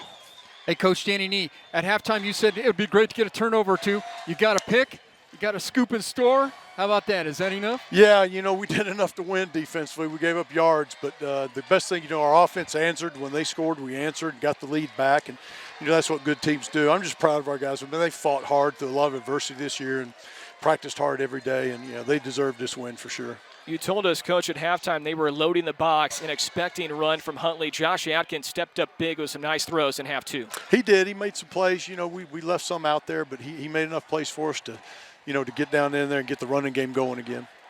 Coach, your guys have stuck through this entire season. They're finishing strong here down the stretch. What does that tell you? Well, a lot about their character, especially the senior class. It would have been easy for a senior class to fold it up on the way the season's gone, but those guys have been great leaders, and, this team hadn't backed off at all. They practice hard every day. They fight hard every day. I'm proud of this group. Hey, Coach, scripted senior day. Congratulations. Nice job. Appreciate it, guys. Thank you. All right, Danny, thank you so much. Aggie head coach Doug Martin. The Aggies win 44-35 against the UTEP Miners. The first 3-game win streak since 1993 through 1995. We'll have postgame after this. Aggies win here today in the Battle of I-10. Their 3rd straight win against the Miners. Their 2nd straight win overall. The Aggies beat UIW last week. They get the Miners here today, and the Aggies can finish their season on a 3-game win streak with a win next weekend in Lynchburg against the Flames of Liberty. Adam Young along with former Aggie Danny Nee. Delighted to have you with us here today. Thanks for joining us on our final telecast of the season, and it was a fun one. The defense stepped up big, and for the first time this year, the offense had 0 turnovers. Oh, it's fantastic all the way around, right? And senior night, what a great way to finish it with family and friends here. That's a fantastic job. It was just a good game all the way around, especially when you get that W. The Aggies made some big plays late. The defense included a big scoop and score for Matt Young, huge interception for Rashi Hodge Jr., and we head to the highlights. The first quarter, the Aggies got off to a good start. A heavy dose of Jason Huntley, Danny, in half 1. Well, Jason Huntley, he tweeted out that I'm gonna have a big day, and he did have a big day. Jason Huntley was hot. Yeah, he said on Twitter he predicted 210 yards and 3 touchdowns. He finishes with 191 and 3 touchdowns, so he was awfully close to his word. Kai Loxley was tough to stop all day. Kai Loxley is tough. You're right, and so he did a great job in there, keeping him in the game. Loxley was good on the ground, 103 yards rushing. He also threw for well over 300 yards, and every time the Aggies needed a big play, they went to Jason Huntley. Jason Huntley did it all, right? So every time you needed something big, he was the guy. I think both had 53-yard touchdowns, and so Jason Huntley, what a great year. Yeah, it was a day of explosion plays for the Aggie running backs. 53-yard touchdown run for Gibson, 53-yard run as well for Jason Huntley. And here he is again, staying patient like Larry Rose III used to do, waits for his blockers and makes a move. You're absolutely right. Larry Rose was perfect at that, so was Jason tonight. The Aggies led 21-16 through 3. The Miners actually took a lead on that touchdown catch by Jacob Cowing, and the Aggies went with some trickery, Danny. Nichols into Atkins. Little trickery, right? So yeah, Jay Atkins kind of sneaks out into the end of the end zone and screams up there and grabs one off the defenders. And this was huge. Rashi Hodge Jr. with his first interception this year, and it came at a big time. Yeah, Coach wanted some turnovers on defense, and you see Hodge there with one. It was a great pick. And there you see Mr. Young scooping and scoring. Great job. Coach wanted production on defense and got it. Matt Young, his first collegiate touchdown. A 1-yard touchdown run for Loxley, and here's the dagger. Christian Gibson, on a day where he didn't do a whole lot, he sent the Aggies into the locker room with the win with a 53-yard touchdown run to finish off the game here today. So a big day all around, a big day for the running backs. Jason Huntley, 2 straight games now, Danny, where he's had career days. Yeah, Jason Huntley is a force to be reckoned with, right? Both he and Gibson are tough runners, but Jason Huntley had a fantastic day again. The Aggie offense, big again, 40-plus for the second straight game. The Miners offense had a good day, almost 600 yards of total offense. A lot of those came, though, late when the Miners were trying to come back, and they scored a touchdown in the final seconds. Our Whataburger play of the game. Early on, we thought maybe it would have been one of the touchdown runs by Huntley, but it was Gibson who finished off the game. Oh, a little change there. We see Gibson coming back. Gibson proving that he still can do it on senior night. Dagger in the heart, as you called Adam. He sees nothing on the inside. He bounces to the outside. Will not be denied. Like Huntley, takes it to the house. Christian Gibson, touchdown. Christian Gibson had no rushing touchdowns all year until last week, and now he has one each here in the last 2 games for the Aggies, and now they will head to Liberty, and we'll see if Gibson can finish off his collegiate career on a high note after a nice run to finish off the game here today. So Christian Gibson with our Whataburger play of the game. Biggest stat, Danny, that 0 number next to turnovers for the Aggie. Oh, I think that really helps, right? Especially when you're going to have a close game. The score indicates that it wasn't so close, but it really was. And so that turnover 0 is very important here. All 3 Aggie sacks came in half 2. They really revved up the pressure, and the passing yards, they weren't great in half 1, but Josh Atkins made some big throws in half 2. Yeah, I think they had 70 yards in the first half, and so Coach said, hey, we need to be able to throw the ball a little bit more, and he came out and did throw the ball quite well. Aggies win this one 44-35. Our final telecast of the year. Danny, enjoyed it as always, and we finished on a high note. How about that? We did. We like that, Adam. Great job this year. The Aggies will have one more game left. It's on the road next week in Lynchburg, Virginia, when the Aggies travel to Liberty. And who knows, the Aggies could finish this season on a 3-game winning streak and have some good momentum into the 2020 campaign. We appreciate you joining us all year here for our coverage of Aggie football. Join us for our final telecast on Saturday, December 7th, Aggie Women's Hoops against Weber State at 1 p.m. Today's broadcast was a co-production of students and staff at New Mexico State. For the entire crew all year for Aggie football, and my partner, the former Aggie Danny Nee, Adam Young, thanking you for joining us. Aggies defeat the Miners. Good afternoon from Las Cruces.